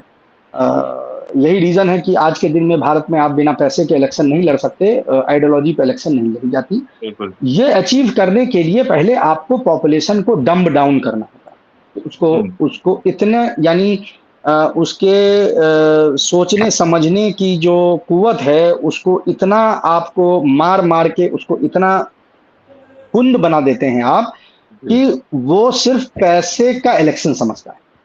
हम्म। तो डेमोक्रेसी कहने के लिए तो बड़ा अच्छा निज़ाम है, लेकिन अगर इलेक्शन के एक रात पहले कोई अपना मुस्तकबिल जो है वो ₹500 के दारू के एक छोटे से बॉटल पे बेच ले, तो फिर हम्म। वो डेमोक्रेसी का जो फंक्शनल एलिमेंट है, वो कितना फंक्शनल रह जाता है, ये हमसे आपसे किसी से छुपा नहीं है। इसमें से बिल्कुल। हमारे गेस्ट बैठे हुए हैं, इनमें से कौन नहीं जानता कि इस देश में चुनाव किस तरह से होते हैं। हम्म। उसको अगर आप थोड़ा सा पॉलिश कर दें, थोड़ा सा उसमें आप उसको पॉलिश कर दें, तो वो अमेरिका है। जी। अमेरिका में चुनाव पैसे के बिना पे होते हैं, और वहां पे जो ये लॉबी है वो इतनी स्ट्रांग है कि वो इसको इस तरह से, यानी चुनाव को इस तरह से। बिल्कुल। एडेड प्रॉब्लम अमेरिका के साथ क्या है जो यूरोप के साथ नहीं है? एडेड प्रॉब्लम अमेरिका के साथ ये है कि अक्सरियत पॉपुलेशन, और अक्सरियत से मेरा यहां मुराद है कि मोर देन 80% पॉपुलेशन जो अमेरिका की है वो 10th पास भी नहीं। तो जाहिर है कि जी जी जी, वो वहां पढ़ने का वो उस तरह का कल्चर नहीं। यूरोप जैसा नहीं कि हर आदमी के पास ग्रेजुएशन की डिग्री कम से कम हुई। अमेरिका में लोग 10th के बाद, हाँ, वो अपना, फिर उनको जो अपना धंधा करना है करने लगते हैं। किसी को ठठेरा बनना है, किसी को मैकेनिक बनना है, जो भी बनना है, लेकिन वो 10th तक की पढ़ाई होती है ज्यादा। अच्छा अच्छा। से पॉपुलेशन को कॉम्प्लेक्स इशू समझाना कितना मुश्किल है, तो वो जानबूझ के वो एक सिस्टम, एक निजाम तैयार किया गया है कि जितनी पॉपुलेशन डम्ब रहे उतना लॉबी का अख्तियार बढ़ता जाएगा, क्योंकि लॉबी डिसाइड करेगा कि उनको क्या सोचना और क्या समझना है। बहुत हैरत अंगेज बात है। ठीक है। अच्छा, अब देखिए कि ये कैसे वर्क करता है। मैं स्कूल में था 2001 में, मैं 10th का एग्जाम मेरा होने वाला था, मैट्रिकुलेशन का, जब इराक पे, जब 9/11 हुआ। जी जी। तो उसके बाद उससे पहले जब जॉर्ज बुश इलेक्शन के लिए जब लड़ रहे थे, तो वो जिस प्लेटफॉर्म पे लड़ने के लिए आए थे वो एंटी वॉर प्लेटफॉर्म। आज लोगों को ये याद नहीं होगा कि बात पुरानी हो गई, लेकिन वो एंटी वॉर प्लेटफॉर्म पे जीते थे, क्योंकि डेमोक्रेटिक पार्टी ने युगोस्लाविया में वॉर किया, ये जो सर्बिया के अगेंस्ट में युगोस्लाविया को जो टुकड़े टुकड़े किए। आए किस चीज पे? एंटी वॉर प्लेटफॉर्म पे। किया क्या? युद्ध। फिर उसको हटाने के लिए कौन आया? उस निजाम को हटाने के लिए बिल क्लिंटन आए। किस पे आए? एंटी वॉर प्लेटफॉर्म पे आए। ठीक है। फिर उन्होंने क्या किया? फिर से युगोस्लाविया पे हमला किया, सर्बिया पे हमला किया। ठीक है, वॉर किया। उसको हटाने के लिए कौन आया? बुश के बाद जो दूसरे, जब ये बुढ़े बुश के बाद की जो निजाम आई, फिर आप देखिए कौन आए? ये आए, क्या नाम है अपना, बराक ओबामा। किस पे आए? एंटी वॉर प्लेटफॉर्म पे आए। जीत किया क्या? लीबिया में, सीरिया में वॉर जो है वो करवाया। उसके बाद कौन आया? डोनाल्ड ट्रंप आए। किस बात पे आए? एंटी वॉर प्लेटफॉर्म पे आए। क्या किया? हथियार सप्लाई की यूक्रेन को, और हथियार सप्लाई किए सीरिया में को। बिल्कुल। फिर उसके अगेंस्ट में कौन आया? तो ये आप एक पूरा एक देखेंगे मुस्तकिल ये होता आ रहा है कि अमेरिकन पब्लिक जो है वो चुनती है एंटी वॉर प्लेटफॉर्म पे जी, लेकिन वो चुन के जैसे ही आता है वो करता है, तो वो डीप स्टेट के कामों में लग जाता है। और वही चीज हमें यहाँ बार बार देखने को मिल रही है। इसमें जो ये लॉबी है ये बहुत इन्फ्लुएंशियल, और मैं कोई झूठा आशा जो है वो लोगों में नहीं जगाना चाहता कि ये लॉबी अभी खत्म हो जाएगी आइंदा कुछ सालों में, और ये जो उनका एक जकड़ है ये बना रहेगा। लेकिन ये भी सही है कि जो मैं ये इसको जोड़ रहा हूं पहले पॉइंट से, मैंने कहा कि डंप करने की जरूरत क्यों है, क्योंकि आप नैरेटिव पे कंट्रोल करते हैं, डंब आदमी को दिन भर वो चीज दिखाते हैं तो वो आदमी प्रो वॉर के लिए तैयार हो जाता है। कल मैं इकोनॉमिस्ट का एक पोल देख रहा था, ये ईरान वाला मसला पहली बार है अभी तक के 30 साल में, जब से ये पोल्स किए गए हैं, जब अक्सरियत अमेरिका की कम्युनिटी जो है वो वॉर के अगेंस्ट में। इराक में भी थोड़ा सा का फर्क था, 57-43 का फर्क था, लेकिन अभी जो है बहुत बड़े तादाद में लोग वॉर के अगेंस्ट में। ये क्यों हो रहा है? क्योंकि प्रोपेगेंडा के जो पुराने तरीकेकार था, जो पुराना उनका तरीकाकार था, वो अब काम नहीं कर रहा, क्योंकि अब आप न्यूज टिकटॉक से ले लेते हैं, यानी अब इंडिपेंडेंट न्यूज के माध्यम बहुत।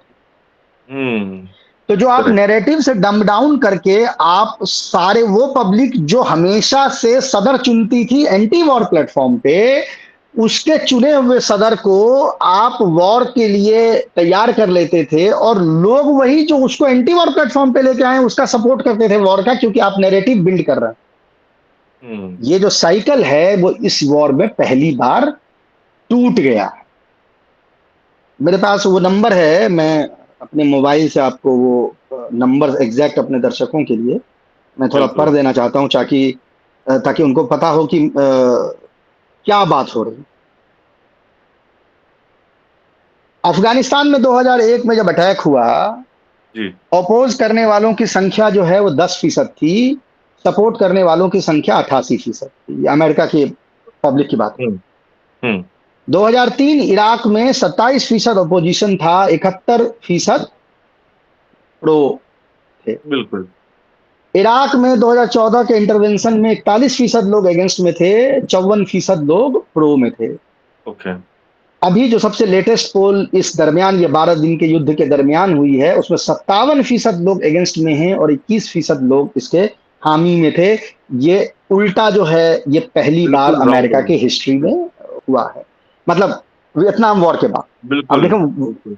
देखें 3 जनरेशन गुजर गई जी। उस जमाने से।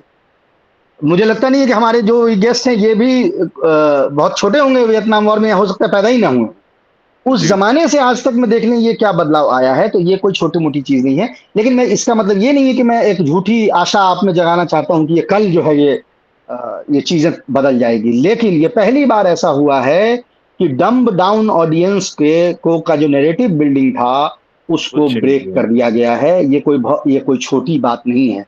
यहाँ हुँ। से लॉबी का काम जो है वो मुसलसल अब और इसको डिफिकल्ट होता जाएगा अमेरिका के पब्लिक में इजराइल के एक्सेप्टेंस को बढ़ाना, ये घटता चला जाएगा। इसकी सबसे बड़ी पहचान ये है कि जब आप सर्वे देखते हैं, जितना वो सर्वे को इस तरह से बिल्कुल। करते हैं कि हर एक एज ग्रुप में डिवाइड करके करते हैं। जितना कम उम्र का अमेरिकी, उतना एंटी इजराइली। जितना हुँ। और टू द पॉइंट वेयर जब आप 24 साल के उम्र के एज ग्रुप में पहुंचते हैं तो अक्सरियत यहूदी भी इजराइल के अगेंस्ट। हुँ। 19 से 24 के एज ग्रुप के अक्सरियत यहूदी अमेरिकी जो हैं जी। वो इजराइल के अगेंस्ट में हैं। ये कोई छोटा डेवलपमेंट जो है वो नहीं। ये बहुत बड़ी बात आपने कही, क्योंकि अब इससे ये पता चलता है कि महाज़ यानी जो है वो फ्रंट लाइन वो सिर्फ़ एक ये नहीं है जो हमको दिख रही है, कि मिसाइल एग्जैक्टली। इधर से जा रही है, उधर से आ रही है, बल्कि महाज़ चारों तरफ है और जो रेज़िस्टेंस है वो चारों तरफ काम कर रही है और एग्जैक्टली उन चारों जैसा तरफ सक्सेस मिल रही है। जैसा जी। फयाज साहब ने जो बताया जी। कि जो आज के दिन में रेसिस्टेंस है वो जी। सिर्फ इस खित्ते में महदूद नहीं है ना, वो तो पूरी दुनिया में रेसिस्टेंस चल रहा है। कहने का मतलब हुँ। है कि गोरा बच्चा अगर संडे को अपनी डेट पे ना जाके, अपनी गर्लफ्रेंड के साथ डेट पे ना जाके अगर परचम उठा के वो रैली में आ रहा है, तो हुँ। वो भी तो अपने लेवल पे कोई कुर्बानी दे रहा है। हम ही आप थोड़ी ना कुर्बानी दे रहे हैं। बिल्कुल सही बात है। ठीक है, हमारे बिल्कुल आपके सही। नजर में हो सकता है कि उसकी कुर्बानी हमें छोटी लग रही, जी, पर आप जी। उसके नजर से देखिए या उसके गर्लफ्रेंड की नजर से देखिए तो उसने वो बहुत बड़ी कुर्बानी दे रहा है हर सैटरडे को आपके लिए खड़ा होके झंडा उठा के। ये कोई मामूली बात बिल्कुल। नहीं। बिल्कुल सही बात है। बहुत बहुत बहुत अच्छी बात आपने भी कही। बहुत शुक्रिया आपका। मैं जल्दी से वापस आऊँगा आपके पास। मैं अब आगा जॉन साहब से मुल्तमिस हूँ कि ये जो सिस्टम आगा हम देख रहे हैं कि मसलन जैसे ये अमेरिका का सिस्टम है, ट्रम्प जैसे लोग जो जिनकी कोई कदर नहीं है ज़बान की, जिनकी कोई वैल्यू नहीं है, झूठ बोलते हैं, आज कुछ बोलते हैं, सुबह उठते हैं कुछ बोलते हैं।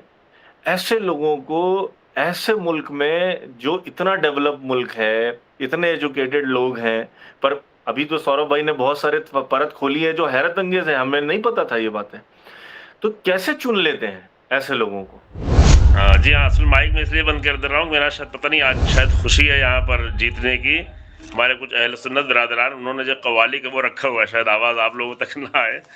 हैदर हैदर की आवाज़ें यहाँ आ रही हैं।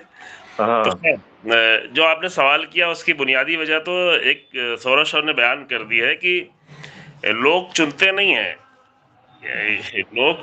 लोग चुनते नहीं बल्कि लोगों से चुनवाया जाता है। हुँ। और अल्लामा इकबाल ने बहुत पहले ये बात कही थी कि जमहूरियत एक तर्ज़ तफक्कुर है या तर्ज़ हुकूमत है कि जिसमें बंदों को गिना जाता है, तौला नहीं जाता। तौला नहीं। तो इसमें इंसानों का वज़न नहीं होता।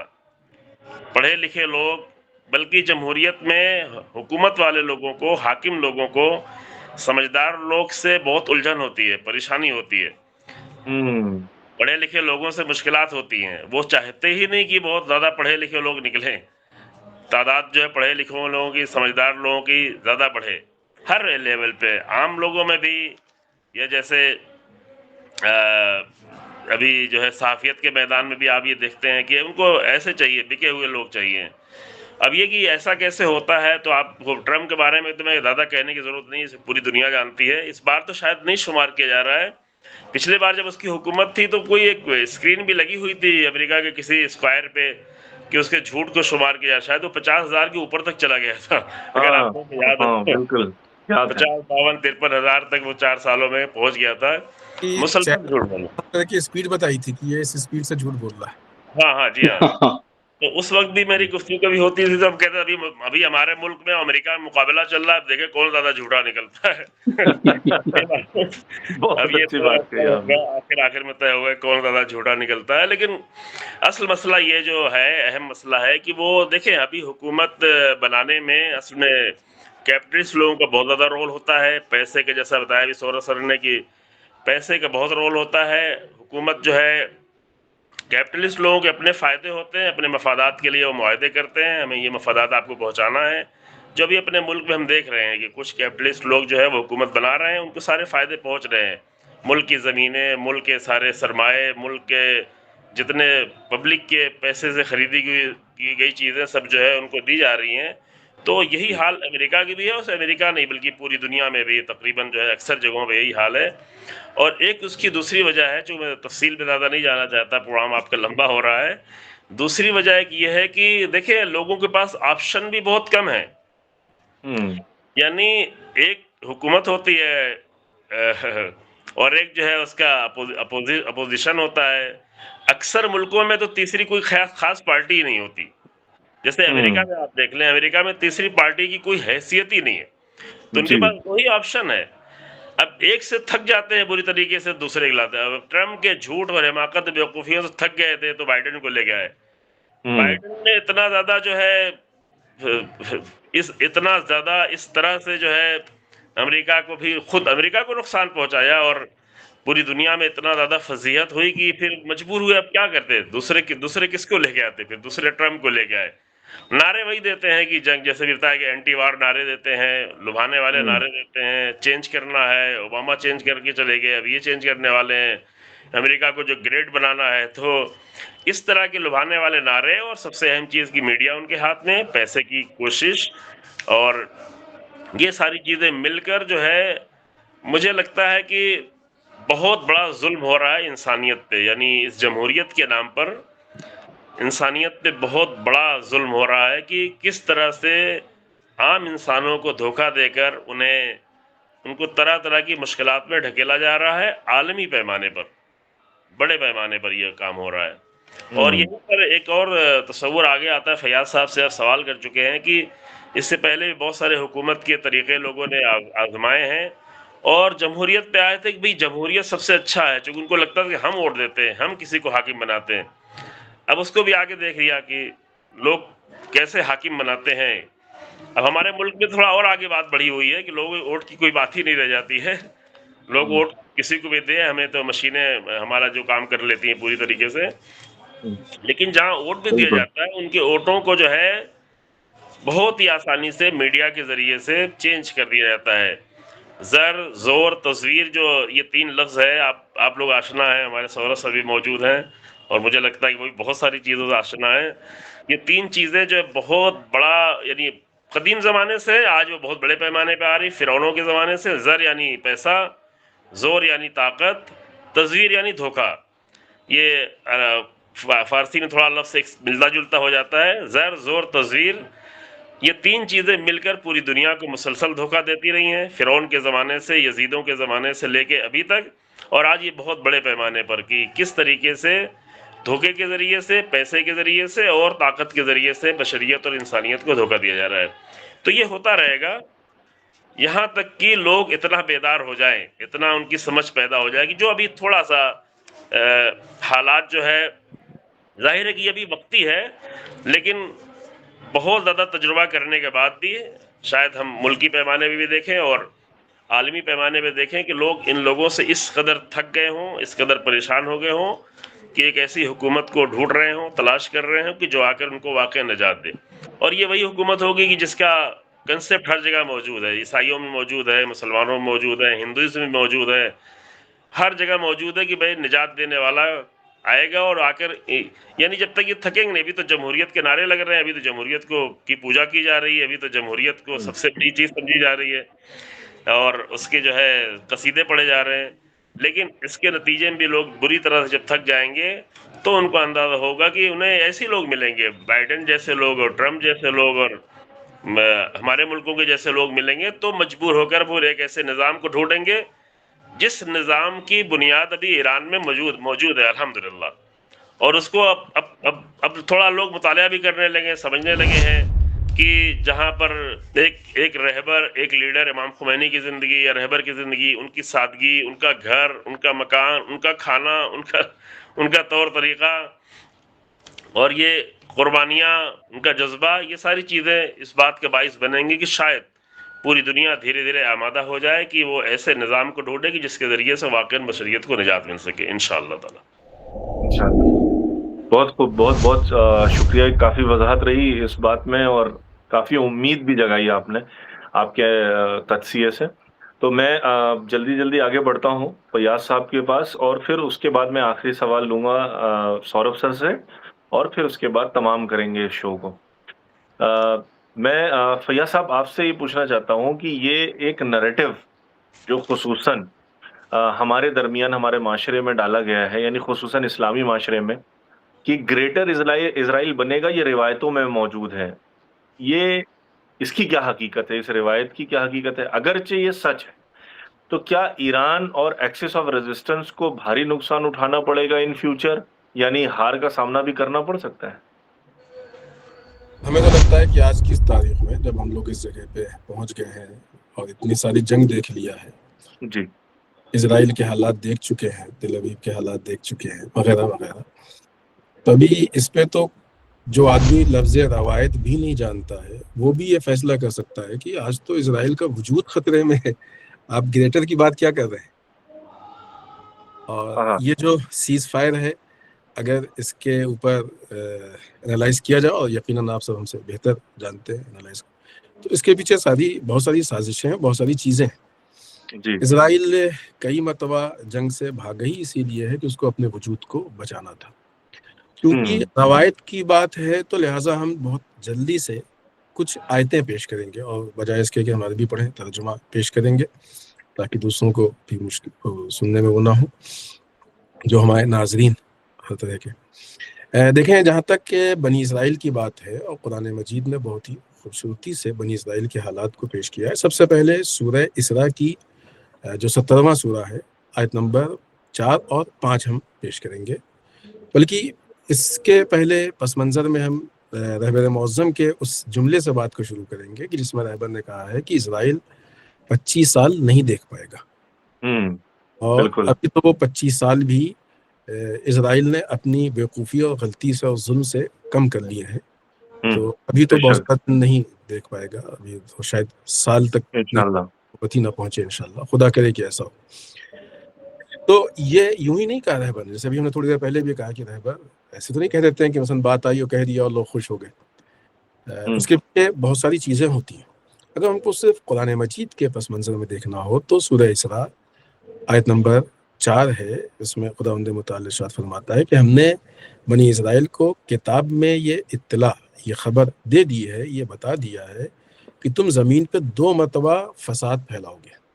ये बड़े फसाद, तो वो हमेशा फसाद फैलाते हैं, बड़े फसाद की बात है कि 2 मरतबा तुम फसाद फैलाओगे जिसमें बहुत आगे तक निकल जाओगे। खुद कुरान ने कहा है वला तालुन्ना उलुवन कबीरा, उस फसाद में बहुत बुलंदी तक तुम पहुंच जाओगे। ये 2 मरतबा की बात की है।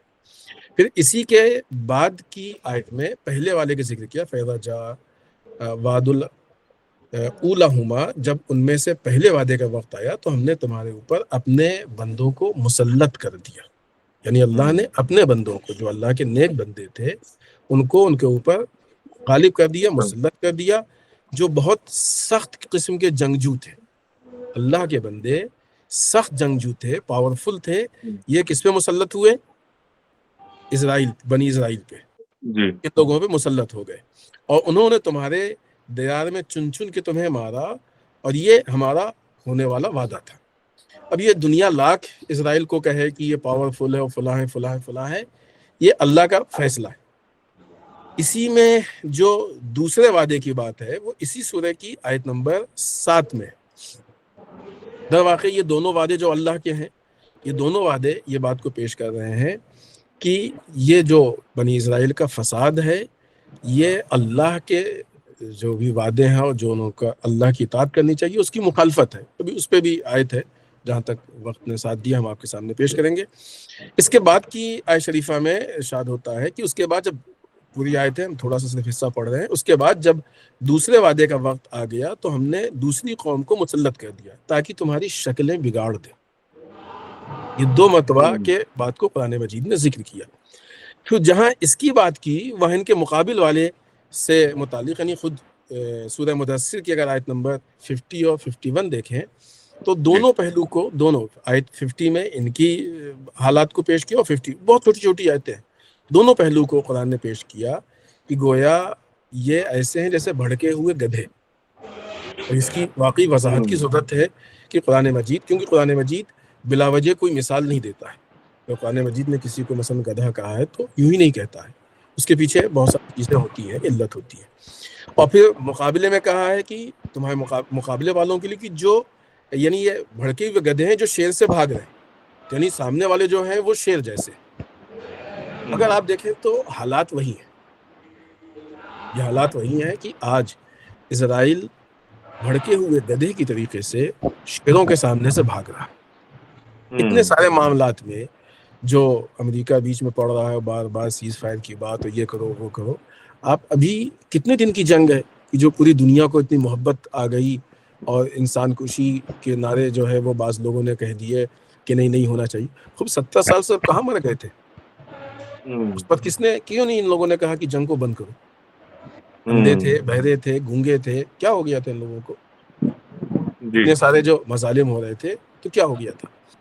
जैसे हमने इससे पहले अर्ज किया, और भी बाज़ आयतें थे लेकिन हम इसको यहीं पे वो कर रहे हैं। इससे पहले भी जैसे हमने अर्ज किया कि इजराइल मुख्तलिफ तरीके से जंग लड़ता है। हमारे यहाँ पूरा एक चैप्टर है इजराइलियात, और उस चैप्टर में बहुत सारी ऐसी हदीसें हैं कि जो इस्लाम को कह लीजिए या इंसानियत को नुकसान पहुंचाने के लिए गढ़ी गई हैं, वज़ा की गई हैं। जब उन चीज़ों को हम लोगों के सामने पेश करते हैं तो लोग इन चीज़ों को सुन के नर्वस हो जाते हैं कि भाई ये तो ठीक है, फिर रसूल ने कह दिया है कि तू जीतेगा, क्या फ़ायदा लड़ने से, हम कुछ भी कर ले, हमको तो हार नहीं है, हम तो लड़के कुछ भी नहीं कर सकते।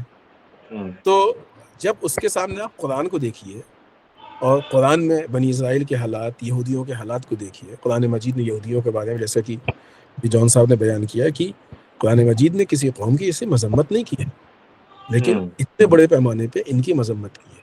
क्यों मजम्मत की है? इसलिए कि कोई दुश्मनी है पर्सनल नहीं, ये इंसानियत के दुश्मन है, ये इंसानियत के दुश्मन है। ने आप ही के यहाँ के गुफ्तगू में शायद इस बात को पेश किया था कि जो पायलट पकड़ी गई है, क्या उसकी एज है, क्या चीज़ है, उसमें उसके अंदर ये जज्बा है कि वो जाएगी और पब्लिक को, आम पब्लिक को जाके कत्लेआम करेगी। तो इस तरह की जितनी चीज़ें अगर आप सबको जोड़िए तो ये बात बहुत सामने है कि इजराइल का वजूद हो सकता है कि थोड़ा 19-20 आगे पीछे हो जाए, उसका वजूद ही बचने वाला नहीं। ग्रेटर की बात तो बहुत बात की है, वो तो कब से ख्वाब देख रहा है ग्रेटर इजराइल की, जब से बना तब से ख्वाब देख रहा है, फैलेगी इसी बेस पे। तो कहाँ आज वो उस ग्रेटर इजराइल की तरफ कितने कदम, एक कदम भी आगे बढ़ा पाया तो कोई बताए हमको? बिल्कुल सही ना, तो बहुत बड़ी बात है, एक कदम भी बढ़ा पाया तो बताए। तो जिसका वजूद खतरे में है तो उसके ग्रेटर इजराइल की बात हम कैसे कर सकते हैं? लिहाजा इंशाल्लाह अनकरीब इजराइल बर्बाद होगा, तबाह होगा और सफ़े हस्ती से, दुनिया से साफ हो जाएगा। इसलिए साफ हो जाएगा कि इजराइल के दुनिया के ख़त्म होने से आतंकवाद खत्म होगा या कम होगा? आतंकवाद पे असर पड़ेगा। कम हम इसलिए कह रहे हैं क्योंकि अमेरिका तो बहरहाल बाकी है, तो खाली इसराइल के खत्म होने से आतंकवाद खत्म होने के बिल्कुल। शायद इतने ना हो। तो ऐसा बिल्कुल। कुछ नहीं है, इंशाल्लाह इसराइल खत्म होगा। बहुत शुक्रिया, बहुत शुक्रिया। मैं बस आखिरी सवाल की तरफ जल्दी से बढ़ता हूँ इस आखिरी और वो सवाल सवाल में माजरत चाहते हैं सौरभ साहब से, क्योंकि हमारा 10 बजे एक क्लास है और कुछ जी सेकंड बचे, तो हम इंशाल्लाह बाद में सुन लेंगे आपकी इसको। लेकिन जो बातें हुई अब तक बड़ा अच्छा लगा और बहुत ही कुछ सीखने को मिला। बहरहाल इंशाल्लाह फिर बाद में हम इसको सुन लेंगे। ठीक, बहुत बहुत मैं शुक्रिया फैयाज साहब आपका। बिल्कुल आप लीव कर सकते हैं। सौरभ सर, मैं जल्दी से आपकी तरफ आता हूँ आखिरी सवाल लेकर। वो सवाल ये था कि इस युद्ध में चूंकि ईरान विक्टोरियस नजर आ रहा है, जीता हुआ नजर आ रहा है, और इजराइल हारा हुआ नजर आ रहा है, तो दो इजराइल की ऐसी कमजोरियां जिसकी वजह से वो हारा, ये मैं आपसे जानना चाहता हूं, हमारे नाजरीन सुनना चाहते हैं। और आगा जॉन साहब से मैं चाहता हूं कि दो ईरान की मजबूती जिसकी वजह से ईरान जीता है, जबकि वो नॉन न्यूक्लियर होकर दो न्यूक्लियर स्टेट से लड़ रहा था। तो आप दो मजबूती बयां करें, और सौरभ सर आप दो कमजोरियां बयां करें। पहले सौरभ सर आपसे। ये देखिए, मिलिट्री में एक चीज होती है जिसको एक बड़ा इंपॉर्टेंट है मिलिट्री में कि टैक्टिक को स्ट्रेटेजी से जुदा करना। मतलब दोनों को एक समझने वाले जो होते हैं वो अच्छे जर्नैल जो है वो नहीं बन पाते। तो इसमें कोई दो राय नहीं है कि अगर आप टैक्टिक के लिहाज से देखें जी। तो जो शॉक एंड ऑ की टैक्टिक इजराइल की थी, जो उसने हिजबुल्लाह के अगेंस्ट में यूज किया, वो उसका लिमिटेड सक्सेस उनको लेबनान में देखने को मिला। लेकिन उनको ये, इससे क्या होता है, कॉन्फिडेंस होता है। इससे आप जब आपकी टैक्टिक जो है कोई कहीं पे सक्सेसफुल हो जाए तो आप ओवर कॉन्फिडेंस में आ जाते हैं। बिल्कुल। तो टैक्टिक का मतलब ही है कि वो एक छोटे से उसके लिए हुआ है, यानी एक जगह पे आपने उसको इस्तेमाल किया। उसने ये कोशिश की कि इसको स्केल अप कर लें। कई जर्नैल हिस्ट्री, जब आप मिलिट्री हिस्ट्री पढ़ेंगे तो उसमें आप देखेंगे कि बहुत जर्नैल इसलिए खत्म हो गए क्योंकि उन्होंने कोई एक छोटे सक्सेस को स्केल अप करके सोचा कि इस टैक्टिक को स्ट्रेटजी भी बनाई जा सकती। ठीक है, ये मैं थोड़ी सी आप समझ लें कि अस्करी जार्गन में मैं घुस रहा हूं, लेकिन इंपॉर्टेंट है इसको समझना। जी। अब उन्होंने सेम टेम्पलेट जो है ईरान पे इस्तेमाल कर दिया, ये ना जानते हुए कि हिजबुल्लाह की पॉपुलेशन, यानी हिजबुल्लाह कैसे मेरा मुराद है कि जो शियों की पॉपुलेशन है लुबनान में, ईरान की पॉपुलेशन, लुबनान का क्षेत्रफल, ईरान का रकबा,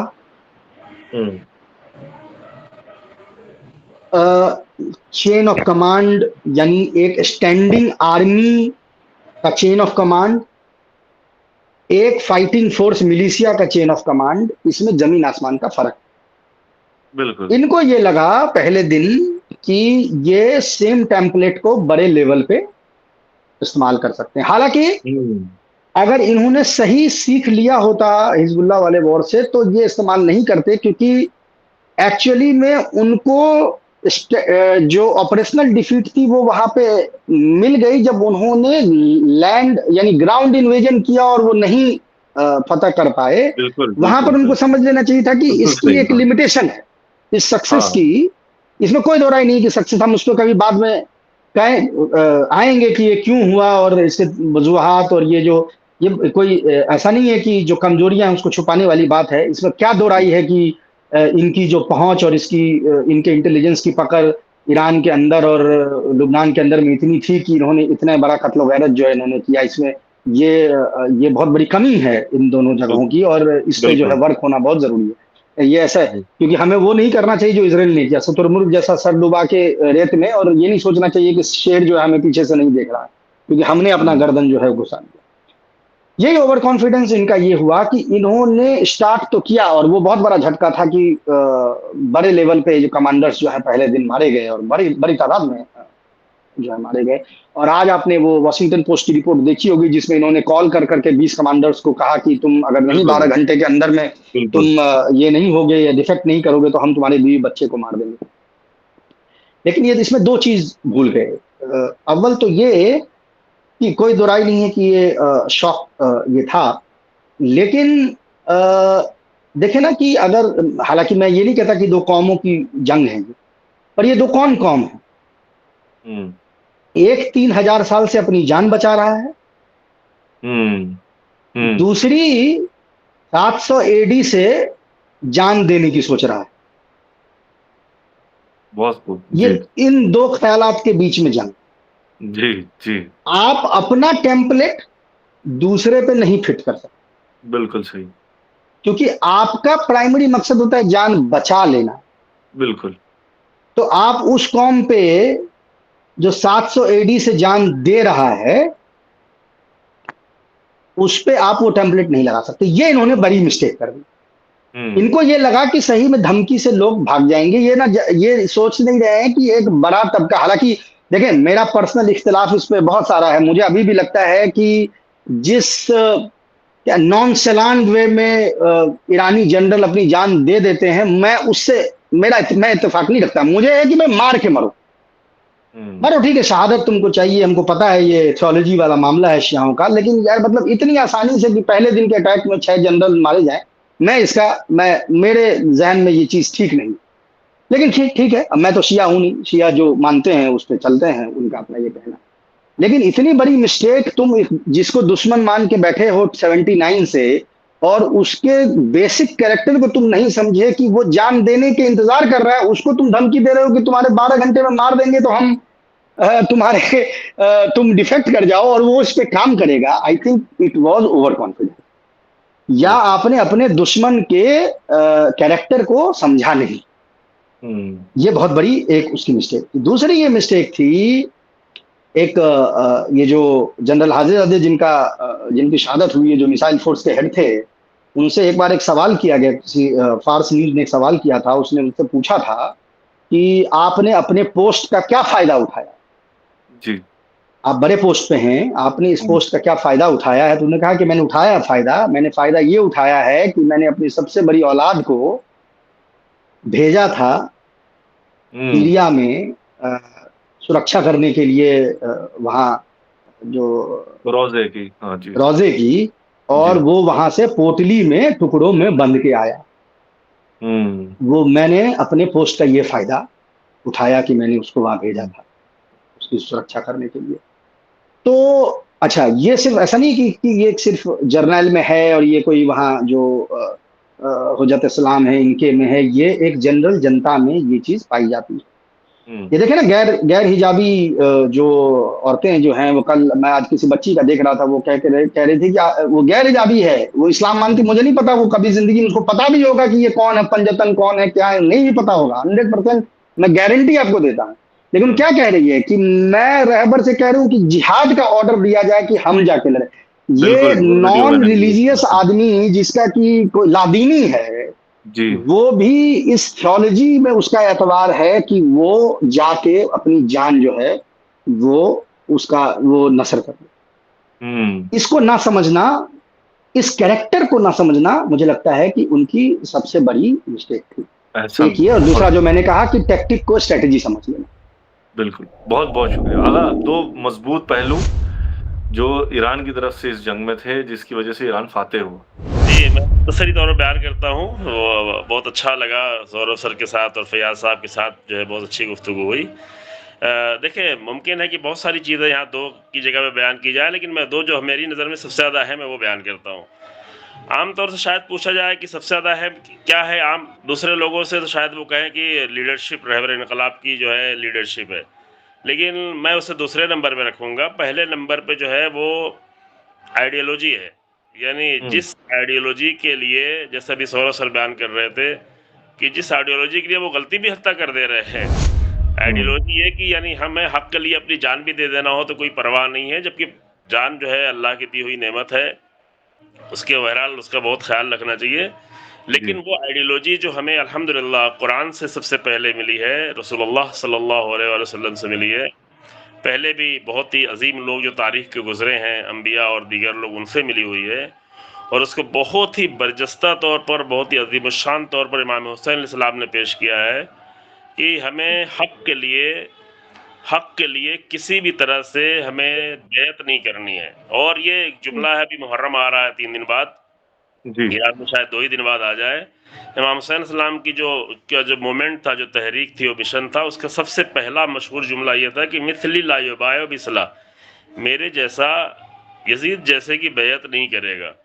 तो ये आइडियोलॉजी, और वो जो है सिर्फ इमाम हुसैन सलाम ने नहीं कहा, बल्कि शहादतों के बाद, करबला के वाक़े के बाद बीवियाँ जो है असीर की गईं, एक जवान बेटा रह गया था, वो कूफा और शाम के दरबारों में ले जाया गया, लेकिन वहाँ भी उनका स्टैंड वही रहा, बल्कि यजीद में जुर्रत ही नहीं हुई कि वो इब्न सैयद सज्जाद से बैत मांगे, चूँकि इस आइडियोलॉजी को इतनी मजबूती से पेश किया था। तो सबसे बड़ी ताकत जो ईरान की है, जो पूरी दुनिया को समझना चाहिए, ये नहीं समझ पा रहे हैं, ये भी इजराइल नहीं समझ पा रहा है और अमेरिका इस बात को नहीं समझ पा रहा है, और बहुत सारे लोग जो है वो मीडिया वाले नहीं समझ पा रहे हैं कि सबसे बड़ी जो ताकत है ईरान की, वो आइडियोलॉजी है कि जो उन्हें बहुत ही अजीम मीरास के तौर पे मिली हुई है। और अल्हम्दुलिल्लाह वो आइडियोलॉजी तो सभी के लिए है, सारे मुसलमानों के लिए है, 57 मुल्कों के लिए है और गैर मुस्लिम के लिए भी है। उस आइडियोलॉजी को गांधी जी ने बहुत अच्छा समझा था, उस आइडियोलॉजी को नेल्सन मंडेला ने बहुत अच्छा समझ लिया था, उस आइडियोलॉजी को हमारे सौरभ सर बहुत अच्छी तरीके से समझते हैं, इनकी बातों को सुन के भी अंदाजा बहुत होता है, लेकिन और बहुत सारे लोग नहीं समझते। तो सबसे बड़ी ताकत ईरान की जो आइडियोलॉजी है, जो हमेशा रहेगी, जो कभी भी कम पड़ने वाली नहीं है, कमज़ोर पड़ने वाली नहीं है। दूसरी चीज़, उस आइडियोलॉजी के नाम पर जो है, उस आइडियोलॉजी के साथ बिल्कुल उस पर मजबूती से रहने वाला एक लीडर है। मुमकिन है कि बातें हम लोग भी करें, तकरीरें करें, बहुत बहुत ज़्यादा तकरीरें करें, लेकिन उस पर इतनी मजबूती से बाकी हैं या नहीं है, यह अहम मसला है। मुमकिन है कि मुख्तलिफ लोग जो है अभी मुहर्रम में इमाम हुसैन सलाम का जिक्र करें, लेकिन बातों करने की हद तक तो मुमकिन है बहुत सारी चीज़ें हों, लेकिन उस आइडियोलॉजी पे पूरे वजूद के साथ, अपनी पूरी ज़िंदगी के साथ, पूरे दिल की गहराई के साथ उस पर चलना, उस पर कायम रहना, और सिर्फ खुद बाकी नहीं रहना बल्कि एक पूरी उम्मत को उस पर चलाना, कि जो इमाम खुमैनी रहमतुल्लाह अलैह ने जिसका सबसे बड़ा नमूना पेश किया था, और रहबर इनकलाब ने उसको जारी रखा, कि ईरान के कैसे लोग, किस हालत में पहुँचे हुए लोग, उनको इतनी जल्दी इतने अजीम पैमाने पे तब्दील कर दिया। हमें तो ये होता है कि अपने घर के लोगों को तब्दील नहीं करवा दे, बच्चों को तब्दील करना मुश्किल होता है, लेकिन इमाम खुमैनी ने इतनी बड़ी तब्दीली पैदा की थी, और अल्हम्दुलिल्लाह वही सिलसिला भी जारी है रहबर इनकलाब की इस क़यादत में, जो अभी पूरी दुनिया देख रही है कि एक ऐसे बूढ़े मुजाहिद लेकिन मजबूत बाइरादा शख्स ने वो लीडरशिप के ज़रिए से, जहाँ पे ज़र्रा बराबर भी कमज़ोरी नहीं आने पाई। देखिए, अपने लिए जान देना इंसान के लिए आसान होता है, लेकिन जब कमांडर्स मारे जा रहे हों, लोग मारे जा रहे हों, इतनी बड़ी शहादतें हो चुकी हों, इतने बड़े, तो वहाँ पे धीरे धीरे आदमी कमज़ोर पड़ने लगता है।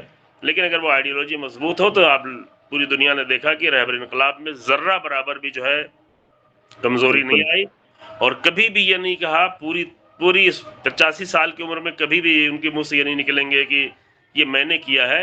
हमेशा ये बात कही कि अल्लाह पे भरोसा करो, अल्लाह पे तवक्कुल करो, और जो हमें मकतब मिला है, जो आइडियोलॉजी मिली है, उस पर मजबूती से बाकी रहो। तो इसके नतीजे में आइंदा भी हमें, ठीक है, बहुत ही हालात दुनिया के ख़राब हैं, बहुत जुल्म है, बहुत जो है नफाक है, हाइपोक्रेसी है, बहुत धोखाधड़ी है, ज़र ज़ोर तज़वीर सब कुछ है, लेकिन अल्हम्दुलिल्लाह हुसैनियत की आइडियोलॉजी भी मौजूद है, कुरान की आइडियोलॉजी भी मौजूद है।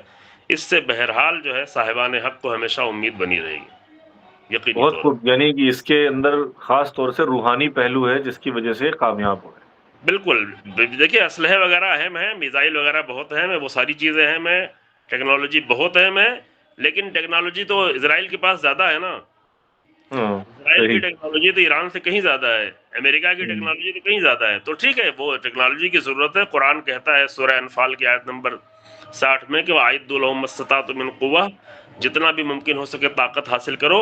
तो वो ताकत ज़रूरी है, लेकिन ताकत वगैरह वो उस वक़्त काम आती है जब इंसान के पास अज़्म हो, इरादा हो, मजबूत आइडियोलॉजी हो, मजबूत लीडरशिप हो, और साथ में रहने वाली कौम भी ऐसी हो कि जो मुत्तहिद हो, जो अल्हम्दुलिल्लाह बहुत सारे इख्तलाफात थे अभी ईरान में, लेकिन के नतीजे में वो चाहते थे कि हम और इख्तलाफ डाल देंगे और हुकूमत को तब्दील कर देंगे, लेकिन इस जंग के नतीजे में बहुत ज़्यादा मुत्तहिद हो गए हैं। जो भी सौरभ साहब भी कह रहे हैं, ऐसे लोग जो बिल्कुल बेदीन किस्म के लोग हैं, वो भी आके इतनी बड़ी बातें कर रहे हैं कि इंसान को ताज्जुब होता है। और ये शायद दुनिया पता नहीं समझ पाएगी कि नहीं समझ पाएगी।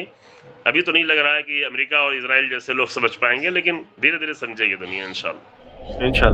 मैंने काफ़ी सारे सवाल छोड़ दिए जी, मैंने काफ़ी सारे सवाल छोड़ दिए हैं, क्योंकि काफ़ी वक्त हो गया है। बस मैं चाहता हूँ कि आखिरी में आगा 2 मिनट में आप एक बहुत अहम सवाल जो सबके दिलों में है, मैंने तमाम अहम सवाल छोड़ दिए थे, वो ये था मैंने सोचा कि इसको ज़रूर पूछ लिया जाए क्योंकि हर कोई ये जानना चाहता है कि आखिर ईरान रहबर मुअज़्ज़म ने ये फ़तवा क्यों दिया है कि वो एटम बम नहीं बना सकते? और वो नहीं बनाना चाहते जबकि उनके पास सारे संसाधन, सारे टूल्स मौजूद हैं, एनरिचमेंट भी है, सब कुछ है, आगे बढ़ सकते हैं, विदिन डेज़ बना सकते हैं, पर रहबर इसकी इजाज़त नहीं देते हैं जबकि इसके अगरचे वो बना लेते तो शायद ये हमला ना कर पाते या इस तरह भी अपने आप को डिफेंड कर सकते थे, पर ऐसा क्या मसला है जो रहबर नहीं करते? इस्लाम का क्या ऐसा पहलू है, जी, ये जो बहुत ये ही फ़तवा है? सवाल है, मैं वो बहुत मुख्तसर में अर्ज़ कर देता हूँ कि देखें अभी भी बहुत सारे लोग खुश हो रहे हैं, अभी रूस एटम बम दे देगा और नॉर्थ कोरिया दे देगा। ये सब बड़ी फ़ुज़ूल की बातें हैं, बेकार बातें हैं। क्योंकि देखें ये रहबर मुअज़्ज़म का फ़तवा नहीं है, ये इस्लामी कानून है। ये हकीकी इस्लामी कानून अगर पाकिस्तान ने बनाया है तो इस्लाम से हट के बनाया है, नहीं बनाना। हुँ, क्योंकि इस्लाम ये कहता है कि जो तुमसे जंग करने आ रहा है तुम उससे नुकसान पहुंचा सकते हो, उससे जंग कर सकता है। उस जंग में भी अगर कोई भाग रहा है तो उसे नहीं मार सकते हो। उस जंग के हुँ, अंदर भी अगर कोई अपनी जान बचाना चाहता है या भागना चाहता है उसे नहीं मार सकते हो। तो एटम बम का इस्तेमाल यानी ये कि एटम बम में बहुत बड़ी तादाद में जो है जानवर, आबादियां, खेत, बाड़ी, सारी चीजें तबाह होंगी, उसी के साथ साथ बहुत सारे लोग इंसान भी मारे जाएंगे। हुँ, अब कहें कि हाँ ठीक है, इजराइल एक ऐसा मुल्क जहाँ पे सेटलर सब आए हुए हैं, जैसे भी वजाहत भी की सौरभ सर ने बहुत सारी, कि उसमें ज्यादातर लोग ऐसे ही हैं कि जो वही असल बीमारी वहां पे है उनकी, नेतन्याहू तो उसका जो है फोड़ा है समझ लीजिए वो कैंसर का। तो आप ये कह सकते हैं कि हाँ इजराइल में तो मारा जा सकता है, अमेरिका में नहीं मार सकते। अमेरिका में बहुत सारे अच्छे लोग भी हैं, प्रोटेस्ट करने वाले लोग हैं, कोलंबिया यूनिवर्सिटी है, हार्वर्ड यूनिवर्सिटी है, वहाँ के लोग हैं, जवान हैं, किसी भी मुल्क को नहीं मारा जा सकता। लेकिन इसराइल में तो सब सेटलर्स आए हुए हैं अपने मुल्कों को छोड़ के हटाने के लिए। लेकिन नहीं, उसी इसराइल में 2% से अगर यहूदी ऐसे मौजूद हो जो जंग नहीं चाहते हैं, मौजूद 1-2% ही सही। जी, उसी इसराइल में 21-22% मुसलमान भी मौजूद हैं। उसी इसराइल में क्रिश्चियंस भी मौजूद हैं। उनको क्यों मारा जाए बेगुनाह? जब बम एटम बम इस्तेमाल होगा सब मारे जाएंगे ना। एटम बम तो हुँ, सिर्फ ये नहीं देखेगा कि सेटलर्स को मारेगा और नेतन्याहू को मारेगा। और फिर वो वहाँ पे आसपास जो है वेस्ट बैंक बिल्कुल करीब में है, गाजा बिल्कुल करीब में है, लुबनान बिल्कुल करीब में है, दरिया करीब में है, दरिया की मौजूदात करीब में है। तो असल में इस्लाम इस बात की किसी तरह से अगर हकीकी इस्लाम इंसान समझे तो इस्लाम के नाम पर तो दाइश भी है, इस्लाम के नाम पर तो बनी उमैया भी थे, इस्लाम के नाम पर बनी अब्बास भी थे। इनकी बातें नहीं कर रहे हैं, लेकिन अगर हकीकी इस्लाम को समझा जाए तो हकीकी इस्लाम में कभी भी इस बात की इजाज़त हो ही नहीं सकती कि बेगुनाह लोगों को मारा जाए। यानी कोई ऐसा असलहा बनाया जाए कि जिससे बेगुनाह लोगों की जान जाए, कहीं भी किसी भी सूरत में। ये मुमकिन ही नहीं है। बाद लोग ये कहते हैं कि फतवा बदल भी सकता है। नहीं, फतवा नहीं बदल सकता है, ये फतवा हमेशा बाकी रहेगा। और सही बात ये है कि असल में लोग जो है हक की ताकत को समझते नहीं हैं। उनको ये समझना चाहिए कि जिनके पास अगर एक ऐसी अजीम आइडियोलॉजी मौजूद है, हक की ताकत मौजूद है, तो कोई भी एटम बम हक की ताकत से बढ़ के नहीं हो सकता है। अभी आप देखें पाकिस्तान के पास एटम बम है, लेकिन कौन सी ताकत है, क्या है पाकिस्तान की, क्या हैसियत अभी? या मसलन हुँ, जो है इसराइल के पास भी बता रहे हैं कि बहुत सारे एटम बम है, 200 तक एटम बम है, लेकिन कैसे किस तरह जलील हो रहा है, कितनी बार शिकस्त खा चुका है, लुबनान से, हमास से, फिलिस्तीन से शिकस्त खा चुका है। तो बिल्कुल। असल में एटम बम ताकत नहीं है, असल में इंसान की सोच, फिक्र, इरादे, अज़्म और आइडियोलॉजी ताकत है। वो ईरान के पास अल्हम्दुलिल्लाह मौजूद है, और जिसके पास ये मौजूद है उसे एटम बम की हकीकत में ज़रूरत ही नहीं, बिल्कुल ज़रूरत नहीं। बहुत-बहुत शुक्रिया मैं हाँ, बहुत-बहुत शुक्रिया। इंशाल्लाह वज़ाहत करूँगा, अभी उसकी अब गुंजाइश नहीं है, मैं इतना मुख्तसर आपकी खिदमत में अर्ज़ किया। बहुत शुक्रिया आगा। बहुत-बहुत शुक्रिया सौरभ सर आपका भी जुड़ने के लिए हमारे साथ और ये हमारे लिए वाक़ईन बहुत ही यानी खुशी की और सआदत की बात है कि आपने अपना कीमती वक़्त जो कि आप आजकल आप सभी लोग बहुत बिज़ी हैं, आगा भी बहुत बिज़ी है, मुहर्रम की तैयारियाँ हैं, आप दिन-रात कवरेज कर रहे हैं, आप और भी तमाम मीडिया आउटलेट्स के साथ हैं। ये तो सबसे पहली बात हमारे लिए खुशी की बात है कि आप हिंदी मीडिया से जुड़े, वरना तो हम ऐसी शख्सियत को पहचान ही नहीं पा रहे थे, पता ही नहीं था हमें कि ऐसी शख्सियत भी हमारे दरमियान है। जो कि आज आप रेड माइक से जुड़े और हमें आपकी मौरफ़ी हो पाई, आपकी वो हो पाई, तो ये हमारे लिए बहुत खुशी की बात है सर। और हम चाहेंगे सर कि हम छोटे से ही प्लेटफ़ॉर्म से ही पर हक़ की बात रखने के लिए अपनी छोटी-मोटी चींटी की कोशिशें कर रहे हैं, जो कुरान का हुक्म भी है कि जो तुम्हारे कुदरत में हो, कुव्वत में हो, तुम उतना अपना हिस्सा अदा करो। वही करने की हम सब हदाना मीडिया से कोशिश कर रहे हैं और हम चाहेंगे कि आप हमारे हौसला अफजाई करते रहें गाहे बगाहे। बहुत बहुत शुक्रिया नाजरीन, शुक्रिया शुक्रिया बहुत शुक्रिया नाजरीन दोस्तों सुनने के लिए। और दुनिया की सबसे बड़ी सुपर पावर जो समझती थी कि मिडिल ईस्ट सिर्फ उसके रिमोट कंट्रोल से चलता है, आज उसको एक इस्लामिक सिस्टम ने बता दिया कि जब हक उठता है तो सुपर पावर्स गिर जाते हैं। ये जंग मिसाइल्स की थी, पर असली जंग नैरेटिव की थी। ईरान ने दुनिया को एक नया नैरेटिव दिया है, विलायत का नैरेटिव, रेजिस्टेंस का नैरेटिव। ये कोई आखिरी वार नहीं है, बल्कि एक अगला बाब है जो ज़हूर के इंतजार का है। आज हमने देखा इजराइल की कमजोरी और यूएस का कंफ्यूजन, अमेरिका का कंफ्यूजन, किस तरह कंफ्यूजन रही, अनकंडीशनल सरेंडर, ये वो फला ढमक, और आखिर में नतीजा आपके सामने है। और ईरान की आज़ादी की चीख भी हमने देखी।